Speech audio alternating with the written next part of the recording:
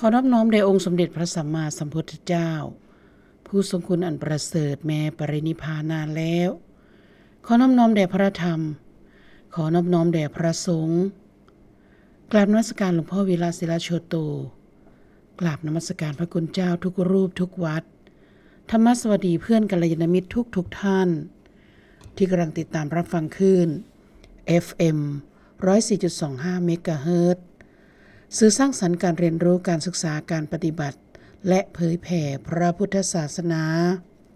ทำการออกอากาศจากวัดป่าบ้านสังคุยอำเภอพังโคนจังหวัดสกลนครค่ะพร้อมทั้งธรรมสวัสดีไปยังเพื่อนกัลยาณมิตรทุกท่านที่กำลังติดตามทุกช่องทางบนโลกโซเชียลค่ะน้อมรำลึกในพระกรุณาธิคุณสมเด็จพระเจ้าลูกเธอเจ้าฟ้าพัชรกิติยาภานเรนทิราเทพยวดีกรมหลวงราชสารนีสิริพัฒน์มหาวชรราชธิดาข้าพระพุทธเจ้าคณะกรรมการเจ้าหน้าที่สถานีวิทยุเสียงธรรมพุทธสมาคมอำเภอพังโคนจังหวัดสกลนครธรรมสวัสดีเพื่อนกัลยาณมิตรทุกท่านนะคะสิ่งที่ท่านได้รับฟังอยู่นี่ก็คือรายการแผ่นดินธรรมยามเศร้านะคะรายการมาเป็นภาษากลางเพื่อที่จะพูดถึงความแสดงความน้อมรำลึกถึงพระเจ้าลูกเธอนะคะเจ้าฟ้าเพิ่นผู้ได้จากเราไปแล้วนะคะมื้อนี้ก็มาพบพอกันในรายการแผ่นดินธรรมยามเช้าเป็นรายการสดมาผู้เดียวนะคะซึ่งมื้อนี้ตรงกับวันเสาร์ที่20มิถุนายนปีพุทธศักราช2569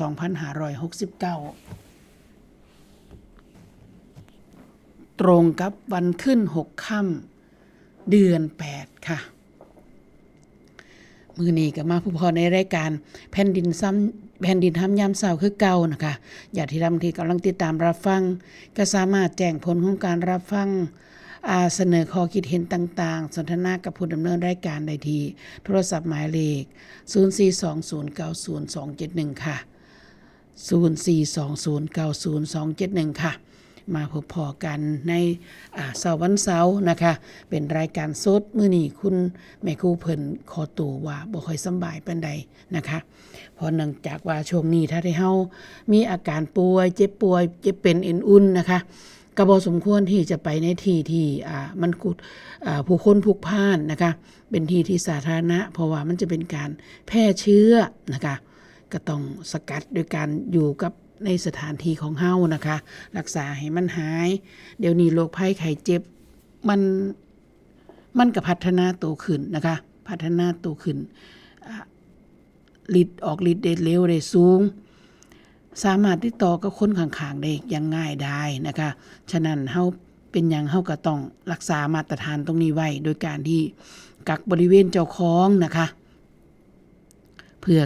ลดการแพร่เชื้อไปสู่คนอื่นนะคะเพราะว่าตั้งแต่หลังโควิดมานี่โรคภัยไข้เจ็บก็สิมีความรุนแรงนะคะเป็นไข้อย่างนี้ก็ได้ต้องได้หาหมอนะคะจังสิหายบ่คือสมัยตะกี้นั่นก็หมายความว่าวิทยาศาสตร์ล้ำหน้าโรคภัยไข้เจ็บก็ล้ำหน้าคือกันเขาก็เปลี่ยนแปลงสายพันธุ์นะคะเพื่อให้ต่อสู้กับยาที่ซุมเฮานำมาจัดการกับเขาได้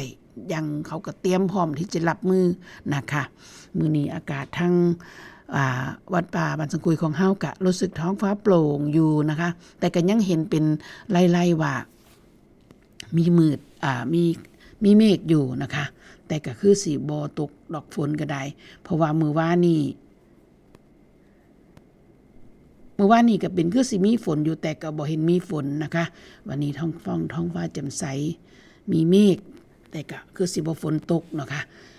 พี่น้องของเฮาญาติธรรมของเฮาทั้งไกลมันสิเป็นจังได๋ก็อย่านะคะเฮาอย่าใส่ชีวิตที่ตั้งอยู่บนความประมาทก็แล้วกันนะคะความประมาทนี่ใส่ได้กับทุกอย่างนะคะบ่ว่าสิเป็นประมาทเรื่องสุขภาพร่างกายโอ้บ่เป็นหยังดอกกินซ้ำนี่บ่เป็นหยังดอกอย่างอาหารที่มันมีพิษโดยเฉพาะหน้านี้เป็น เป็นหน้าเฮ็ดออกเนาะก็สมควรระมัดระวังนะคะกินมันมีเห็ดที่มัน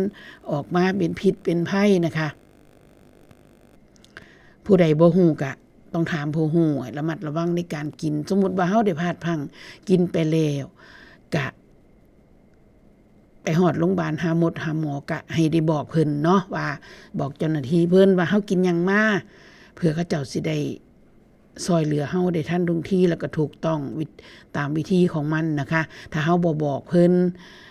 นก็จักสิบอกเพิ่นจักสิซอยเฮาโดยวิธีใดมันจังสิถูกนะคะเพราะว่าหมอที่เก่งที่สุดก็คือตัวเฮานี่ล่ะเฮาจะต้องรู้ว่าเฮาไปเฮ็ดหยังมามันจึงเป็นการบอกสมมุติฐานของโลกนั่นให้หมอเพิ่นฮู้ได้เพราะว่าหมอเพิ่นฮู้สมมุติฐานเพิ่นจังสิฮู้วิธีแก้นะคะให้เฮาน่ะก็รู้ว่าเฮาไปเฮ็ดหยังมานั่นคือสมมุติฐานของมันนะคะแต่แก้จังใดเฮาบ่ฮู้เด้เฮาก็เลยจำเป็นต้องอาศัยผู้เพิ่นฮู้ฉะนั้นการที่เฮาเป็นผู้บอกสมมุติฐานที่ถูกต้องก็นำไปสู่การแก้ไขการซอยเหลือได้ถูกต้องถูกวิธีนะคะอันนี้ก็ได้นอกจากนี้ยามนี้ก็เป็นยามหน้าฝนนะคะสิ่งที่เฮาสิเห็นตามมาในยามหน้าฝนก็คือไข้เลือดออกนะคะเบิ่งแย่งลูกหลานมียุงเป็นภาชนะนะคะบ้าน2เฮือนซ่านเฮามีแอ่งน้ำหรือเปล่ามีแหล่งเพาะเชื้อยุงลายหรือเปล่าเฮาก็ต้องเบิ่งนะคะกระโปะกระป๋องที่มันมีน้ำค้างในถ่ายหัวถ่ายสวนของเฮาก็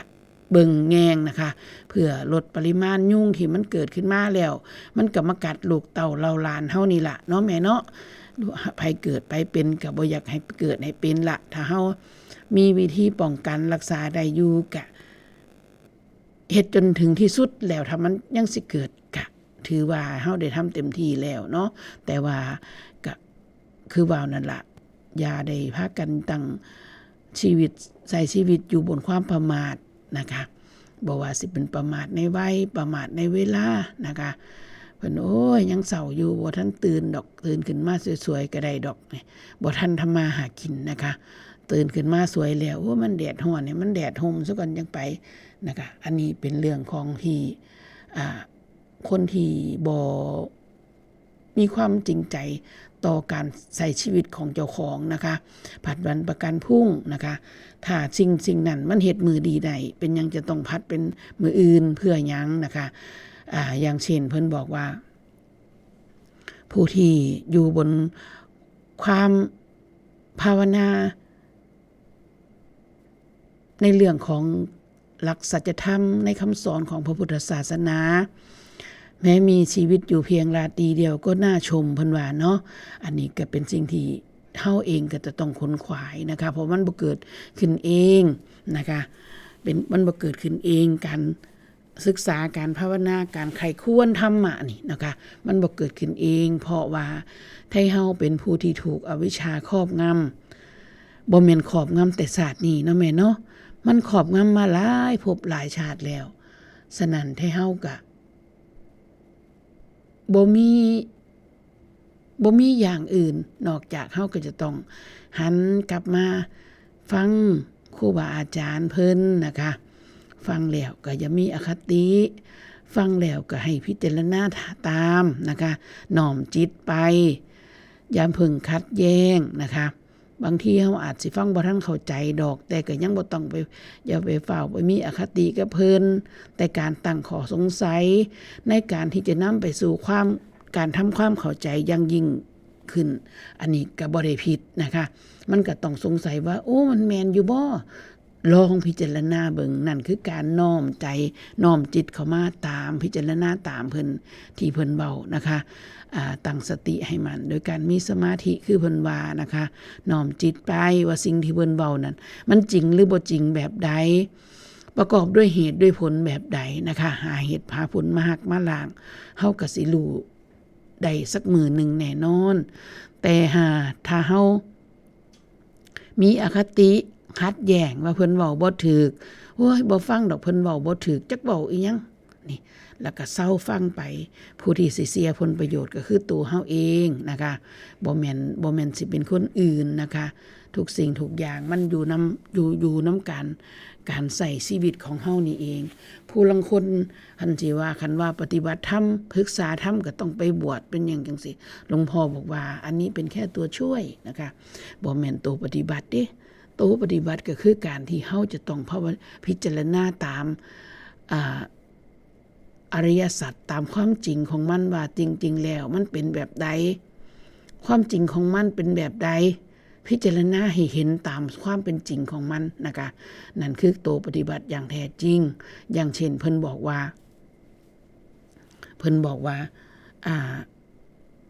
ไม่ใช่ตัวไม่ใช่ตนว่าซั่นเพิ่นว่าเนาะบ่แม่นตัวเฮาเด้บ่แม่นตัวกูเด้จังซี่การที่เฮาสิปฏิบัติให้เห็นตรงนี้จะบ่ได้หมายถึงการมาเป็นนักบวชนักพจน์แต่มันจะการถึงว่าหมายถึงว่าที่ให้เฮาเจ้าข่อยพิจารณาเห็นว่าบ่แม่นแบบใดบ่แม่นตัวกูแบบใดบ่แม่นในเมื่อกี้นี่เพิ่นก็ยังว่าเฮาอยู่เด้เฮาจะต้องพิจารณาเห็นว่าถึงความบ่เป็นถึงตัวเฮาปัดคือว่าเฮาอยู่ปัดคือสิบ่มีเฮานะคะนั่นก็คือการที่เฮาจะต้องตั้งข้อสังเกตดีๆนะคะแต่อย่าพึ่งขัดแย้งนะคะตั้งข้อสังเกตดีๆแล้วก็นำมาพิจารณาว่าเป็นแบบใดพอเพิ่นจะอธิบายให้เฮาฟังว่าแม้แต่เฮานี่ที่เว้าอยู่นี่ก็เป็นแค่ตัวซอยเป็นแค่คำอธิบายนะคะแต่การที่เฮาบ่แม่นตัวเฮานั่นก็คือเฮาจะต้องพิจารณาไปถึงว่าความที่เฮาว่าเป็นเฮานี่ที่แท้ที่จริงแล้วคือความยึดมั่นถือมั่นเท่านั้นเองหาใช่ด้วยอัตภาพร่างกายนี้หาใช่ด้วยว่ามีแขนมีขามีหูมีตามีจมูกนี่แต่เอิ้นว่าเฮาร่างกายตรงนี้ก็บ่ได้จีรังยั่งยืนรูปหยาบๆนี่ก็เปลี่ยนไปคือกันผมเคยดำก็งอกนะคะฟันเคยแหน่นดีก็ร่วงไปหน้าตาเคยดูสดใสเปล่งปลั่งก็เหี่ยวย่นไปนี่เป็นสิ่งที่มันเกิดขึ้นกับอัตภาพร่างกายนี่ฉะนั้นการที่ว่ามันบ่เป็นเฮานี่ก็เป็นเฮาโดยการที่มันเหนือการควบคุมของเฮานั่นเอง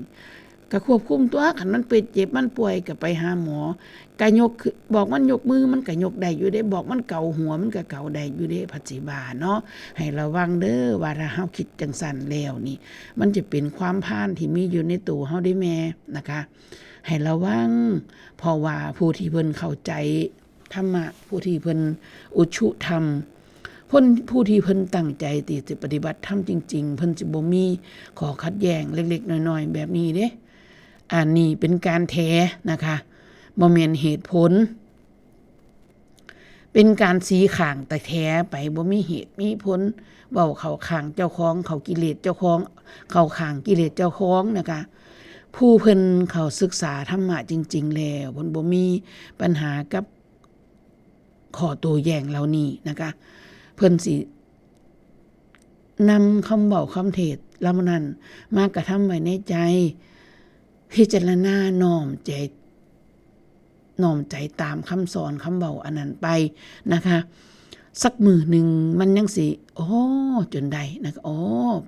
แล้วพอเฮาแล้วมันก็สิบ่มีวันลืมนะคะเป็นความเข้าใจที่มันท่องแท้ที่เป็นปัจจัตตังนะคะหาใช่ว่าสิบ่คุ้มได้จังใดฉันอยากกินข้าวฉันก็ไปหากินสิบ่คุ้มได้จังใดฉันขั้นฉันก็เก่าอันมันก็จะบ่แม่นสิ่งนี้นะคะเป็นอีกที่เหตุผลหนึ่งที่ให้เฮาน่ะมันเคยชินอยู่กับความที่เข้าข้างกิเลสเจ้าของอีหยังก็อย่ามันสิหาเหตุผลมาเข้าข้างกิเลสเจ้าของจนขนาดบางที่มันบ่มีทางไปแล้วมันก็ยังบ่ยอมอยู่ล่ะในใจนะคะถึงแม้ว่ามันสิเถียงบ่ขึ้นล่ะแต่ว่าในใจมันก็บ่ยอมอันนั้นก็ให้เฮาเบิ่งเจ้าของไปเนาะแม่เนาะผู้ใดต้องการที่จะพ้นจากวัฏฏะอันนี้ก็จะต้องมีความเพียรอย่างยิ่งยวดพอสมควรนะคะบ่แม่นว่าสิเว้าสิเห็นได้ง่ายๆดิของเหล่านี้นะคะเพราะว่ามันบ่ได้มันเป็นเส้นผมบางภูเขาเพิ่นว่านะคะคือกันขี้เหงื่อเข้าตาเอาออกเองบ่ได้ต้องให้ผู้อื่นเอาออกให้อันนี้คือกัน ป่าอยู่ในน้ำก็บ่เห็นน้ำนะคะฉะนั้นก็ต้องอาศัยผู้อยู่ใกล้เคียงเฮาอ้างถึงกัลยาณมิตรนะคะเป็นกัลยาณมิตรที่สามารถแนะประโยชน์ให้เข้าได้นะคะจังอนุสรณ์เว้าแล้วเว้าอีกกัลยาณมิตรในที่นี้หมายเอามิตรที่แนะประโยชน์นะคะมิตรที่พาเฮาไปในทางที่พัฒนาศักยภาพตัวศักยภาพจิตของเฮาให้สูงยิ่งขึ้นไปนะคะเฮาสิบ่หมายถึงมิตรที่ชักชวนเฮาสู่ทางอบายนะคะอันนั้นเฮาก็จะต้องให้ตั้งข้อสังเกตไว้เลยนะคะให้ฮู้จักปฏิเสธให้เป็นนะคะเฮาบ่ได้ไปว่าเพิ่นดอกแต่ว่าเฮาหังบ่เฮ็ดนะแม่มันเพิ่นเฮ็ดก็เป็นเรื่องของเพิ่นนะคะสิ่งต่างๆที่เพิ่นเฮ็ดอันธรรมะปฏิบัตินี่แท้ที่จริงแล้วนี่บ่เกี่ยวกับผู้อื่นเลยเนาะแม่เนาะอันนี้ก็หวังว่าทุกท่านทุกคนญาติธรรมเฮาคือสิเข้าใจนะคะธรรมะปฏิบัติเป็นเรื่องของเฮาโดยตรงนะคะบ่เกี่ยวกับไผเลยผู้ลางคนกำลังเว้าอยู่ธรรมะปฏิบัติค่อยคือเห็นผู้นั้นเฮ็ดอยู่ผัดยังว่าอยู่ก็ข้าเจ้าบ่แม่นเฮาแม่เฮาเดี๋ยวนี้เว้าถึงเฮานะคะเว้าถึงเฮาบ่ทันได้บ่ได้เว้าถึงคนอื่นนะคะตัดต่อลงมาตีวงแคบให้มันแคบเข้านะคะตัดวงจรที่มันเกี่ยวกับคนอื่นที่มันไกลตัวเฮาออกไปตัดออกให้มันเหลือเฮาจ่อนี่ให้มันเหลือหน้าที่ของเฮานี่ให้มันเหลือให้มันควบคุมพฤติกรรมของกายวาจาใจของเฮานี่นะคะเมื่อก่อนได้คุยกับญาติธรรมของเฮาคำว่าบ่มีกรอบของหลวงพ่อวิระนี่หมายความว่ายังไงพี่ข้าเจ้าถามเนาะบ่มีกรอบในการปฏิบัติคำว่าบ่มีกรอบของเพิ่นแต่ว่ามันก็มีอยู่เด้แม่นะคะก็ได้อธิบายสู่น้องนุ่งเฮาฟังอยู่ว่าเพิ่นบ่ได้มีกรอบว่าต้องตื่นตี 3มาเดินจงกรมนั่งสมาธิเพิ่นบ่ได้มีกรอบแบบนั้นเพราะเพิ่นถือว่าอันนั้นมันบ่แม่นตัวปฏิบัติเพิ่นถือว่าอันนั้นมันคือตัวช่วยนะคะแต่กรอบของเพิ่นมีอยู่ว่าให้เฝ้าดูจิตของตัวเองนะคะเฝ้าดูเฝ้าติดตามจิตของตัวเองอยู่กับตัวเองทุกเมื่อเชื่อวันตลอดเวลาว่าตอนนี้เจ้าของคิดอย่างอยู่เฮ็ดอย่างอยู่อีหยังพุทธขึ้นในจิตในใจเฮานี่ตามดูตามรู้อยู่ตลอดทุกวินาทีไปนะคะบ่ให้ปล่อยให้มันไปเพลินอยู่กับอีหยังนะคะละนันทิพระพุทธเจ้าว่านะคะละนันทิคือละความเพลินในที่นี้บ่ได้หมายถึงสนุกม่วนอย่างเดียวได้แม่เพลินในที่นี้หมายถึงการเฮาที่เฮาหลงละเวิดไปกับอีหยังก็ได้ก็แล้วแต่นะคะเอิ้นว่าเพลินเบิดอย่างเช่นเพลินในการที่สินั่งจับกลุ่มนินทาคนอื่นคุยเรื่องผู้นั้นผู้นี้ต่อไปอันนั้นก็เอิ้นว่าเพลินคือกันนะคะซึ่งบ่เกิดประโยชน์อีหยังเว้าจบแล้วเปลืองพลังงานเปล่าๆกินข้าวเจ้าของกินข้าวโตโซเรื่องเพิ่นนะคะอันนี้เป็นเรื่องที่เพลินแบบบ่ได้ประโยชน์หยังเปลืองพลังงานนะคะเพลินเรื่องเว้าเรื่องของผู้นั้นผู้นี้สาธยายเรื่องคนนั้นผู้นี้เพลินไปจิตใจบ่เป็นกุศลเลยมีแต่อกุศลหลวงพ่อเพิ่นเว้าว่าถ้าเมื่อใดจิตเป็นอกุศลกุศลและจิตก็จะเกิดขึ้นไม่ได้เลยเพิ่นว่าเบิ่งดูแม่นะคะให้เฮาเอง Amazing บ่ตื่นเต้นบ่กับคำเว้าดูที่จะเรียบง่ายแต่มีความหมายมากเฮาเคยได้ยินบ่มันเคยผุดขึ้นในจิตในใจของเฮาบ่ถ้าเฮาบ่ได้ฟังเทศน์ฟังคำเว้าคำสอนของครูบาอาจารย์นะคะมันบ่เคยเลยเด้มันเป็นจริงอย่างนั้นเฮาลองพิจารณาตามเพิ่นว่าถ้าเฮาจิตของเฮาเกิดอกุศลตลอดมือตลอดเว้นนี่กุศลจิตสิเกิดมาได้ตรงใดมันเกิดขึ้นบ่ได้เลยนะคะแล้วเพิ่นบอกว่าถ้าในขณะที่จิตเฮาเป็นอกุศลจิตทุกขติปฏิกังขาเพิ่นว่าถ้าเฮาเกิดการ ตายมือหุงมือคำจุติจิตเกิดในตอนนั้นทุกขติปฏิกังขาแม่เอ้ยทุกขติเป็นที่หวังแล้วเฮาสิปล่อยให้เจ้าของเป็นไปแบบนั้นบ่เฮาสิบ่ตั้งใจตั้งหน้าแก้ไขเจ้าของพัฒนาเจ้าของให้ยิ่งขึ้นไปบ่เฮาเฮ็ดหยังไปโดยความที่ลุ่มหลงมัวเมาโดยบ่รู้ตัวทั้งนั้นเลยนะคะบ่ว่าสิเป็นเรื่องน้อยเรื่องหลายเรื่องลึกๆบางๆนะคะล้วนแต่ว่ามันตกอยู่ในห่วงของความหลงความเพลินอันนี้นี่เองบ่ฮู้เมื่อบ่ฮู้ตัวบ่ฮู้คิงบ่ฮู้เมื่อว่าเจ้าของเป็นหยังหลวงพ่อสมภพเพิ่นบอกว่าให้พากันฝึกไปจนมันหูเมื่อหูเพิ่นว่าหูเมื่อหูเป็นอีหยังก็หูอีหยังขึ้นมาก็ให้หูเมื่อเอาหมายของว่ารู้ตัวทั่วพร้อมรู้ธรรมทั่วถึงนะคะหูเมื่อตรงนี้มีความหมายแยบคายแยบยลเหลือเกินนะคะเป็นบรรทัดฐานในการปฏิบัติธรรมของเฮาเป็นโตศึกษาเป็นบังเหียนนะคะเป็นบังเหียนเช่นเฮารู้ว่าเฮาโกรธนี่ก็หูเมื่อขึ้นมันก็สิบ่ไปเป่งว่าจาพลุตสวาทใส่คนอื่นนะคะกำลังมวนอยู่ในการที่จะนินทาชาวบ้านหูเมื่อขึ้นมาหยุดบ่เว้าต่อย่างนี้เนาะแม่เนาะนี่ล่ะคือการหูเมื่อนี่แหละคือการละนันทิละความเพลินนะคะบาดนี้แม่แต่เพลินในสิ่งที่ดีเพิ่นว่าถ้าเฮาบ่รู้ตัวทั่วพร้อมมันก็เป็นการเพลินแบบโมหะจิตเด้บัดนี้แม่นะคะโมหะก็เป็นความลุ่มหลงอีกคือเก่าจังหลวงพ่อเพิ่นจังได้เว้าว่าไม่ยึดทั้งบาปและบุญนั่นล่ะเพราะว่าถ้าเฮายึดมือใดมันเป็นกรรมทั้งสองอย่างเพิ่นว่านะคะมันสิไปสู่ความหลุดพ้นเป็นไปบ่ได้เลยนะคะอันนี้ก็เป็นความที่ครูบาอาจารย์เพิ่นสอนให้ได้เฮารู้ซึ่งถึงความเป็นจริงของมันรู้ซึ่งถึงความ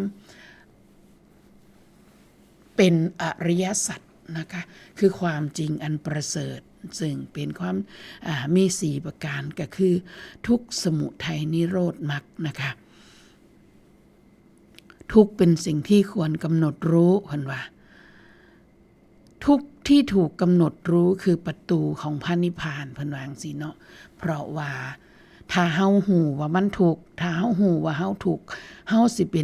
สินำไปสู่การค้นหาว่าเหตุแห่งทุกข์คืออีหยังนะคะพอเหตุแห่งทุกข์เฮารู้อีกเฮารู้แล้วเฮาสิบ่ไปเฮ็ดได้เหตุอันนั้นเพราะเฮารู้ว่าอ๋อเหตุอันนี้นี่เองมันเฮ็ดให้เฮาทุกข์เด้สันแม่นบ่แม่เฮาสิเฮ็ดอยู่ติ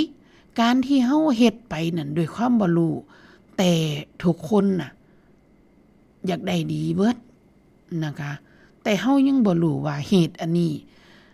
ผลมันบ่ดีนะนี่เฮาบ่ทันรู้แบบนี้เฮาก็เฮ็ดไปแม้แต่กระทั่งให้ศูนย์ให้ยากให้คนอื่นอยากให้เขาได้ดีแม่นบ่แม่อยากสอนเขาได้ดีแต่ท้ายที่สุดแล้วแม่นบ่ล่ะบ่แม่นมันบ่ได้ดังใจเฮาซื่อๆบ่นี่แม่นบ่ล่ะเพิ่นก็บอกเฮาอีกแม่นบ่สิ่งที่มันเกิดขึ้นทุกสิ่งทุกอย่างมันก็เป็นไปตามธรรมชาติของมันเป็นเช่นนั้นเองมันบ่มีหยังผิดหยังถูกกระดอกกระเดียดอกเพิ่นว่าแค่แต่มันบ่ได้ดังใจเฮาซื่อๆมันบ่ถูกกิเลสเฮาซื่อๆมันตอบสนองความอยากของเฮาบ่ได้ซื่อๆมันก็เลยคือจังผิดหลายเฮาก็เลยไปผสมลงกับมันบัดนี้นะคะโดยความบ่รู้ตัวย้อนว่าได้เฮาบ่ได้ศึกษาให้ฮู้แจ้งเห็นจริงในสัจธรรมในความเป็นจริงของมันว่าทุกสิ่งทุกอย่างเป็นเช่นนั้นเองความที่เรียกว่าทุกข์ก็มีอยู่ความที่เรียกว่าสุขก็มีอยู่แต่มันขึ้นอยู่กับเฮาว่าเฮาสิไปยึดมาเป็นของเฮาบ่นะคะคันบ่ยึดมาเป็นของเฮาก็บ่แม่นของเฮาทั้งสุขทั้งทุกข์เพิ่นว่ายึดจังได๋ล่ะ เฮาคือสิไปยึดแม่นบ่เฮาสิไปยึดของเฮามันมาเป็นจังได๋ก็ยึดโดยที่เฮาบ่รู้ตัวนั่นล่ะยกตัวอย่างเช่นมันด่าเฮาเนาะแม่นบ่ล่ะมันด่าเฮาก็ทุกข์ตัวแต่ถ้าเฮาบอกว่าจักเพิ่นด่าไผว่าซั่นมิดอิ่มซิมได้แม่บ่ทุกข์เด้ได้ยินอยู่เขาเจ้าด่านั่นก็แสดงว่าความด่าน่ะมีอยู่การด่าก็มีอยู่แต่ว่าบ่เกี่ยวกับเฮานะคะถ้าเมื่อมันบ่เกี่ยวกับเฮานี่เฮาก็บ่ทุกข์นั่นก็หมายถึงว่าเฮาบ่ได้ไปยึดตัวแรกที่มันเกิดขึ้นคือหลวงพ่อเพิ่นเว้าแล้วเว้าอีกนะคะเทศกันใดเพิ่นก็เว้าเทศกันใดเพิ่นก็เว้านั่นหมายถึงมันเริ่มต้นที่ตัวกูมันมีกูซะก่อนมันก็จังมีอันอื่นตามมาเพิ่นว่าจึงแม่นๆเนาะแม่เนาะเฮาลองพิจารณาเบิ่งเด้อญาติธรรมของเฮานะคะลองพิจารณาเบิ่งว่ามันแม่นแบบใดเพราะว่าอนุสรณ์เคยเว้าแล้วเว้าอีกเว้าในหลายเทื่อในรายการก็ได้ว่าหลวงพ่อสมภพเพิ่นอธิบายถึงเรื่องของการบ่แม่นเฮานี่ย้อนว่าเพิ่นบอกว่าเฮานี่คือการยึดมั่นถือมั่นเท่านั้นบ่แม่นว่าสิเป็นผู้ที่มีร่างกายสมบูรณ์จังเอิ้นว่าเฮาก็บ่แม่นนะคะเพราะเพิ่นมีร่างกายบ่สมบูรณ์ก็มีเฮาคือกันเพิ่นก็ได้นะคะผู้ตาบอดหูหนวกก็มีเฮาก็ย้อนว่าเฮาคือยึดฉะนั้นความที่ว่ามีตัวเฮาที่แท้จริงก็คือความยึดมั่นถือมั่นในอุปทานนะคะอันนี้ก็ฝากไว้ให้ญาติธรรมของเฮานำไปคิดพิจารณาเบิ่งนะคะให้นำไปฟังเทศของครูบาอาจารย์เพิ่นอธิบายได้สมบูรณ์ทั้งอรรถะและพยัญชนะนะคะพวกเฮาเว้าได้เล็กๆน้อยๆเป็นปกิณณกธรรมเว้าไปเว้ามาก็สู่เส้นทางนำเพิ่นอยู่เนาะแม่เนาะเฮาก็มาเว้าสู่กันฟังมือละอันพันละหน่อยนี่ละไปเป็นเพื่อนกันนะคะมีอีหยังพูดคุยถามไทยกันนะคะขอบคุณหลายๆที่เป็นกระจกสะท้อนเงาซึ่งกันและกันนะคะเป็นญาติเป็นกัลยาณมิตรเป็นเพื่อนเกิดแก่เจ็บตายเพิ่นว่านะคะญาติธรรมของเฮานี่บางที่เนี่ยเพิ่นก็บอกว่าก็มีความสำคัญเด้เพราะว่าครูบาอาจารย์เพิ่นบอกว่ากัลยาณมิตรเป็นทุกสิ่งทุกอย่างของพรหมจรรย์เพิ่นว่านะคะบ่แม่นว่าเรื่องน้อยๆนั่นก็หมายถึงมิตรนะคะบัดนี้เฮาอธิบายไปถึงว่าคำว่ามิตรนี่นะก็บ่แม่นธรรมดาแม้แต่กระทั่งในทางการเป็นอยู่ของเฮานี่ครูบาอาจารย์พ่อแม่คุณครูเพิ่นก็บอกเพิ่นก็เบิ่งลูกศิษย์ลูกหาว่าการที่เฮาเบิ่งลูกเฮาว่าเป็นจังไดก็เบิ่งพุ่นเด้ว่าฮอดว่าหมู่เขาเป็นแบบใดพุ่นเด้นะคะเบิ่งฮอดว่าหมู่ลูกเฮาเป็นแบบใดพุ่นเด้บ่แม่นว่าสิเว้าง่ายๆเด้ลูกเฮาเก๋หรือบ่เก๋ก็เบิ่งหมู่มันพร้อมนะคะมันก็หมู่เดียวกันนะคะช่วง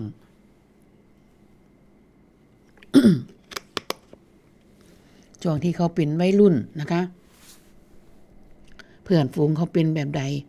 เฮาก็คอยประคับประคองเนาะแม่เนาะประคับประคองซอยเขาไปนะคะซอยแก้ไขไป ลูกหลานผู้ยังลงผิดอยู่นะคะซอยประคับประคองเข้าไปนะคะอันใดก็ได้เฮานี่ละมีหน้าที่ที่จะต้องแก้ไขเปลี่ยนแปลงปรับปรุงแก้ไขเปลี่ยนแปลงเป็นหน้าที่ของเฮาแม่นอยู่ดอกเขาบ่ได้มาขอเฮาเกิดเด้นะคะแต่ก็แม่นแต่ว่าเฮาได้เฮ็ดเขาเกิดมาแล้วหน้าที่ที่เฮาสิข่มเกลาลูกเต่าเฮาก็เป็นหน้าที่ของเฮาทำความเห็นของเฮาให้ถูกนะคะบ่แม่นว่าสิปล่อยให้เรื่องบานปลายแล้วจังสิมาแก้ยกตัวอย่างเช่นแพงหลายลูกหลานนี่บ่ใส่เฮ็ดหยังเลยปัญหายามเจ้าของเฮ็ดบ่ได้ไปหายไปยากเขาว่าเขาบ่ฮู้จักความนะคะ อันนี้ก็สิโทษเขาฝ่ายเดียวบ่ได้นะคะสิโทษเขาฝ่ายเดียวบ่ได้ก็โทษเฮานำเฮามีหน้าที่โดยตรงในการที่จะสื่อทายทอดอีหยังกะยาที่เฮาเห็นว่ามันมีประโยชน์ต่อการดำรงชีวิตนะคะเพราะว่ามนุษย์เป็นสัตว์สังคมนะคะการที่เฮาสิอยู่ในสังคมอย่างมีความสุขเฮาก็จำเป็นที่จะต้องพาลูกพาเต่าเฮาให้รู้จักมารยาทในการอยู่ในสังคมอย่างดีนะคะเช่นรู้จักไปมาล่าวายนะคะเห็นผู้หลักผู้ใหญ่ก็รู้จักอ่อนน้อมถ่อมตนนะคะเป็นการลงทุนที่บ่ได้เปลืองทุนทรัพย์เลยในการที่จะรู้จักความรู้จักไหว้รู้จักกราบรู้จักไหว้นี่เป็นมารยาทที่น่าชมเป็นบุญเป็นกุศลนะคะผู้ใดเห็นถ้าลูกหลานเฮาเป็นผู้ที่มีมารยาทก็น่ารักผู้ใดเห็นก็รู้สึกรักรู้สึกเอ็นดูนะคะเป็นสิ่งที่จะต่อยอดไปในอนาคตถึงความสำเร็จของเขานะคะเป็นผู้รักผู้ใหญ่เอ็นดูอันนี้ก็เป็นเรื่องที่เฮาจะต้องเป็นผู้ที่ชี้แจงให้ลูกให้หลานเฮาฟังเนาะแม่เนาะส่วนว่าเขาสิได้ซำใดเฮาเว้าไปแล้วเขาสิฟังเฮาซำใดนั่นกะบ่แม่นเรื่องที่เฮาสิเอามาอุกเด้บัดนี้แม่เพราะว่าเฮาก็บ่สามารถออกแบบเขาได้แบบนั้นนะคะบ่สามารถที่จะไปควบคุมเขาได้แบบนั้นคือกันฉะนั้นเฮาเว้าไปแล้วเฮาก็ต้องกลับมารักษาจิตรักษาใจของเฮาคือกันว่าบ่ได้สิไปหล่มจมน้ำเขาปานนั้นเด้สมมุติว่าเฮาเว้าแล้วเขาบ่ได้ดังใจเฮาก็ได้สมมุติว่าเฮาเว้าแล้วเขาบ่ได้เชื่อฟังเฮาก็ได้นะคะก็เป็นเรื่องของเฮาอีกว่าเฮาจะต้องรักษาจิตใจของเฮาว่าเฮาจะต้องบ่ไปฝากความหวังไว้นำเขาก็ขนาดนั้นจนเจ้าของเสียอกเสียใจนำเขาจนฟุ่มไฟนะคะซึ่งนั่นก็บ่แม่นวิสัยทัศน์ของผู้ปฏิบัติของผู้ศึกษานะคะผู้ศึกษาก็ต้องเบิ่งจิตเบิ่งใจของเจ้าของอยู่ทุกอริยบทอยู่ทุกการกระทำแม้แต่กระทั่งเฮากำลังอบรมลูกหลานนะคะแม้แต่กระทั่งทำความสะอาดเฮือนชานบ้านซองเบิ่งจิตเบิ่งใจของเฮาไปเรื่อยๆบางคนอาศัยในการว่าเปิดเทศน์หลวงพ่อฟังไปนำนะคะจนเฮ็ดงานบ่เมื่อยก็มีเด้แม่นะคะก็สามารถเฮ็ดได้สิ่งเหล่านี้ก็บ่ได้หมายความว่าเฮาสิบ่ฟังธรรมด้วยความเคารพเด้เพราะว่าเฮาฟังด้วยจิตมุ่งมั่นอยู่แต่การที่เฮาสิแม้แต่ว่าเฮาสิมานั่งฟังอยู่แต่ว่าก็สับผงกผงาบจักเพิ่นเว้าหยังบ่รู้เรื่องอาจสิบ่ได้ประโยชน์ซ้ำด้วยซ้ำไปนะคะแต่ถ้าเฮาเฮ็ดเวียกไปมีเสียงอันนี้ในการที่จะรอเลี้ยงอารมณ์ของเฮานี่เฮาอาจสิได้ขอคิดดีๆก็ได้นะคะในคำใดคำหนึ่งจังอนุสรณ์จะบอกน้องนุ่งเสมอว่า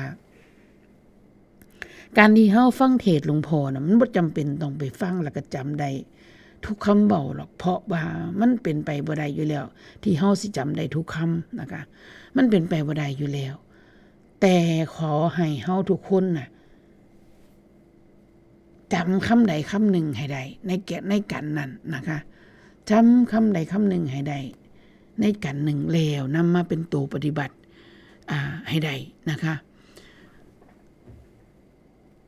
ในขณะที่ก็มีบางคนว่ามันก็เป็นธรรมะปฏิบัติเบิดละที่หลวงพ่อเว้าแต่ถูกต้องก็ถูกต้องแต่อย่าลืมว่าคำเว้าที่เพิ่นเว้าออกมานั้นมันก็เป็นหน้าที่ใดมันก็ทำหน้าที่ใดแค่เป็นสื่อท้ายที่สุดแล้วมันก็ยังเป็นแค่ปริยัติการที่จะปฏิบัติก็คือเฮานั่นเองจะต้องนำมาควบคุมพฤติกรรมของเฮาเพื่อให้ละโลภโกรธหลงสิ่งเหล่านี้ลดหน่อยถอยลงนั่นเองจังสิเอิ้นว่าเอามาเป็นตัวปฏิบัติได้แล้วนะคะบ่แม่นว่าฟังซำใดก็อยู่ซำนี้ล่ะย่ำตอกอยู่นี่ล่ะเข้าใจโพดหลวงพ่อเฝ้าเว้านั่นเข้าใจล่ะฟังคู่มื้อนั่นล่ะเทศหลวงพ่อน่ะนี่แต่ว่าท้ายที่สุดแล้วบ่ได้สามารถเฮ็ดให้ละโลภโกรธหลงได้เลยนะคะ แม่แต่น้อยๆก็ยังมีอยู่นะคะโลภอยากได้ของเขาไปขี้ลักขี้เล่มก็สิบ่มีดอกเนาะญาติธรรมของเฮาอันระดับนี้แล้วเขาหันเขาวัดเขาว่าแล้วนี่ซุมเฮาให้เฮาเจ้าข่อยนี่มันสิอยู่ในละเอียดขึ้นได้แม่กิเลสของเฮาก็ได้นะคะเป็นเรื่องของอันโกรธก็สิมีอยู่ในเรื่องของปฏิฆะนะคะอันนี้ก็ได้โลภก็สิบ่ได้แม่นสิไปอันขี้ลักของเขาดอกนะคะแต่ว่าการที่เฮามีพฤติกรรมที่แสดงให้เห็นที่แสดงให้เขาเจ้าเห็นว่าเฮาอยากได้ของเขาเหล่านี้ก็จัดว่าเป็นโลภคือกันเด้แม่นะคะเป็นเรื่องที่เฮาเองถ้าเฮาบ่เอาธรรมะไปจับนี่เฮาเองก็บ่รู้นะคะเพราะบาดให้เฮาเป็นผู้ที่ถูกอวิชชาครอบงำแล้วอย่างที่ว่ามาบ่ว่าจังใดนั่นบ่คันบ่ถูกอวิชชาครอบงำก็บ่ได้มาเกิดเด้แม่นิพพานไปแล้วบ่ได้มาเกิดอีกนะคะอันนี้ก็ย้อนที่เฮาว่ามันถูกตัวอวิชชาครอบงำนี่เองมันก็เลยได้มาเกิดเวียนว่ายตายเกิดปรารถนาเว้นทำน้ำห้อยทุกบาทย่างเพิ่นว่าวางสิบ่อยากเกิดอยู่แล้วโอ้ยขอยบ่เกิดดอกศาสตร์นี่มันทุกข์มันว่าแต่ว่าเฮาเองผัดบ่ฮู้จักวิธีปล่อยวางบ่ฮู้จักวิธีที่ว่าสิวางแบบใดซ้ำการที่สิเว้าว่าบ่มาเกิดอีกดอกนั่นก็เป็นแค่คำเว้าเป็นแค่การอนุมานของเฮาเอาเองความเป็นจริงแล้วบ่สามารถที่จะเป็นจังซั่นได้แน่นอนนะคะฉะนั้นเฮาเองก็จะต้องได้ค้นคว้าตั้งใจศึกษาพัฒนาว่าเอามาเป็นตัวปฏิบัติเอามาเป็นตัวปฏิบัตินี่มันเป็นแบบใดนะคะจริงอยู่ว่าที่หลวงพ่อเว้านั่นก็คือธรรมะปฏิบัติเบิดนั่นล่ะแต่ถ้าเฮาเอามาปฏิบัติบ่ได้พัฒนาศักยภาพตัวเองขึ้นไปบ่ได้ก็บ่ได้เอิ้นว่าเฮาปฏิบัติธรรมนะคะเพราะว่าหลวงพ่อบอกว่าบ่ว่าสิเป็นการที่เฮามาอยู่วัดอยู่ว่าบ่ว่าสิเป็นการอ่านหนังสือคำเว้าคำเทศน์อีหยังต่างๆอันนั้นเป็นแค่ตัวช่วยบ่แม่นตัวปฏิบัตินะคะให้เฮาจะค่อยเข้าใจบ่ล่ะคำนี้แม่นบ่เข้าใจซ้ำใดล่ะนำมาเป็นตัวปฏิบัติได้หรือยังนะคะเอามาพิจารณาเห็นจริงตามนั้นหรือยังเป็นสงสัยอยู่ยังถึกวิจิกิจฉาสงสัยอยู่ความลังเลสงสัยยังหลิ่นงานเฮาอยู่บ่นี่นะคะอย่างเช่นเคยเว้าเสมอว่าเพื่อนเฮาบอกว่าหลวงพ่อคือบอกว่าให้เฮาอยู่กับปัจจุบันมันสิอยู่กับปัจจุบันจังไดตอนนี้เฮาก็อยู่กับปัจจุบันบ่แม่นบ่นี่แม่นบ่เห็นบ่นี่คือความวิจิกิจฉาสงสัยลังเลสงสัยเพราะว่าเฮายังบ่ได้ตีความหมายของธรรมะได้ถูกต้องตรงประเด็นนะคะมันก็บ่แปลกนะคะมันก็บ่แปลกมันแต่ว่าสิ่งที่ยังชื่นชมยินดีเพื่อนเฮาก็คือตราบใดที่เฮายังบ่เหนื่อยหน่ายหนีออกจากวงจรของ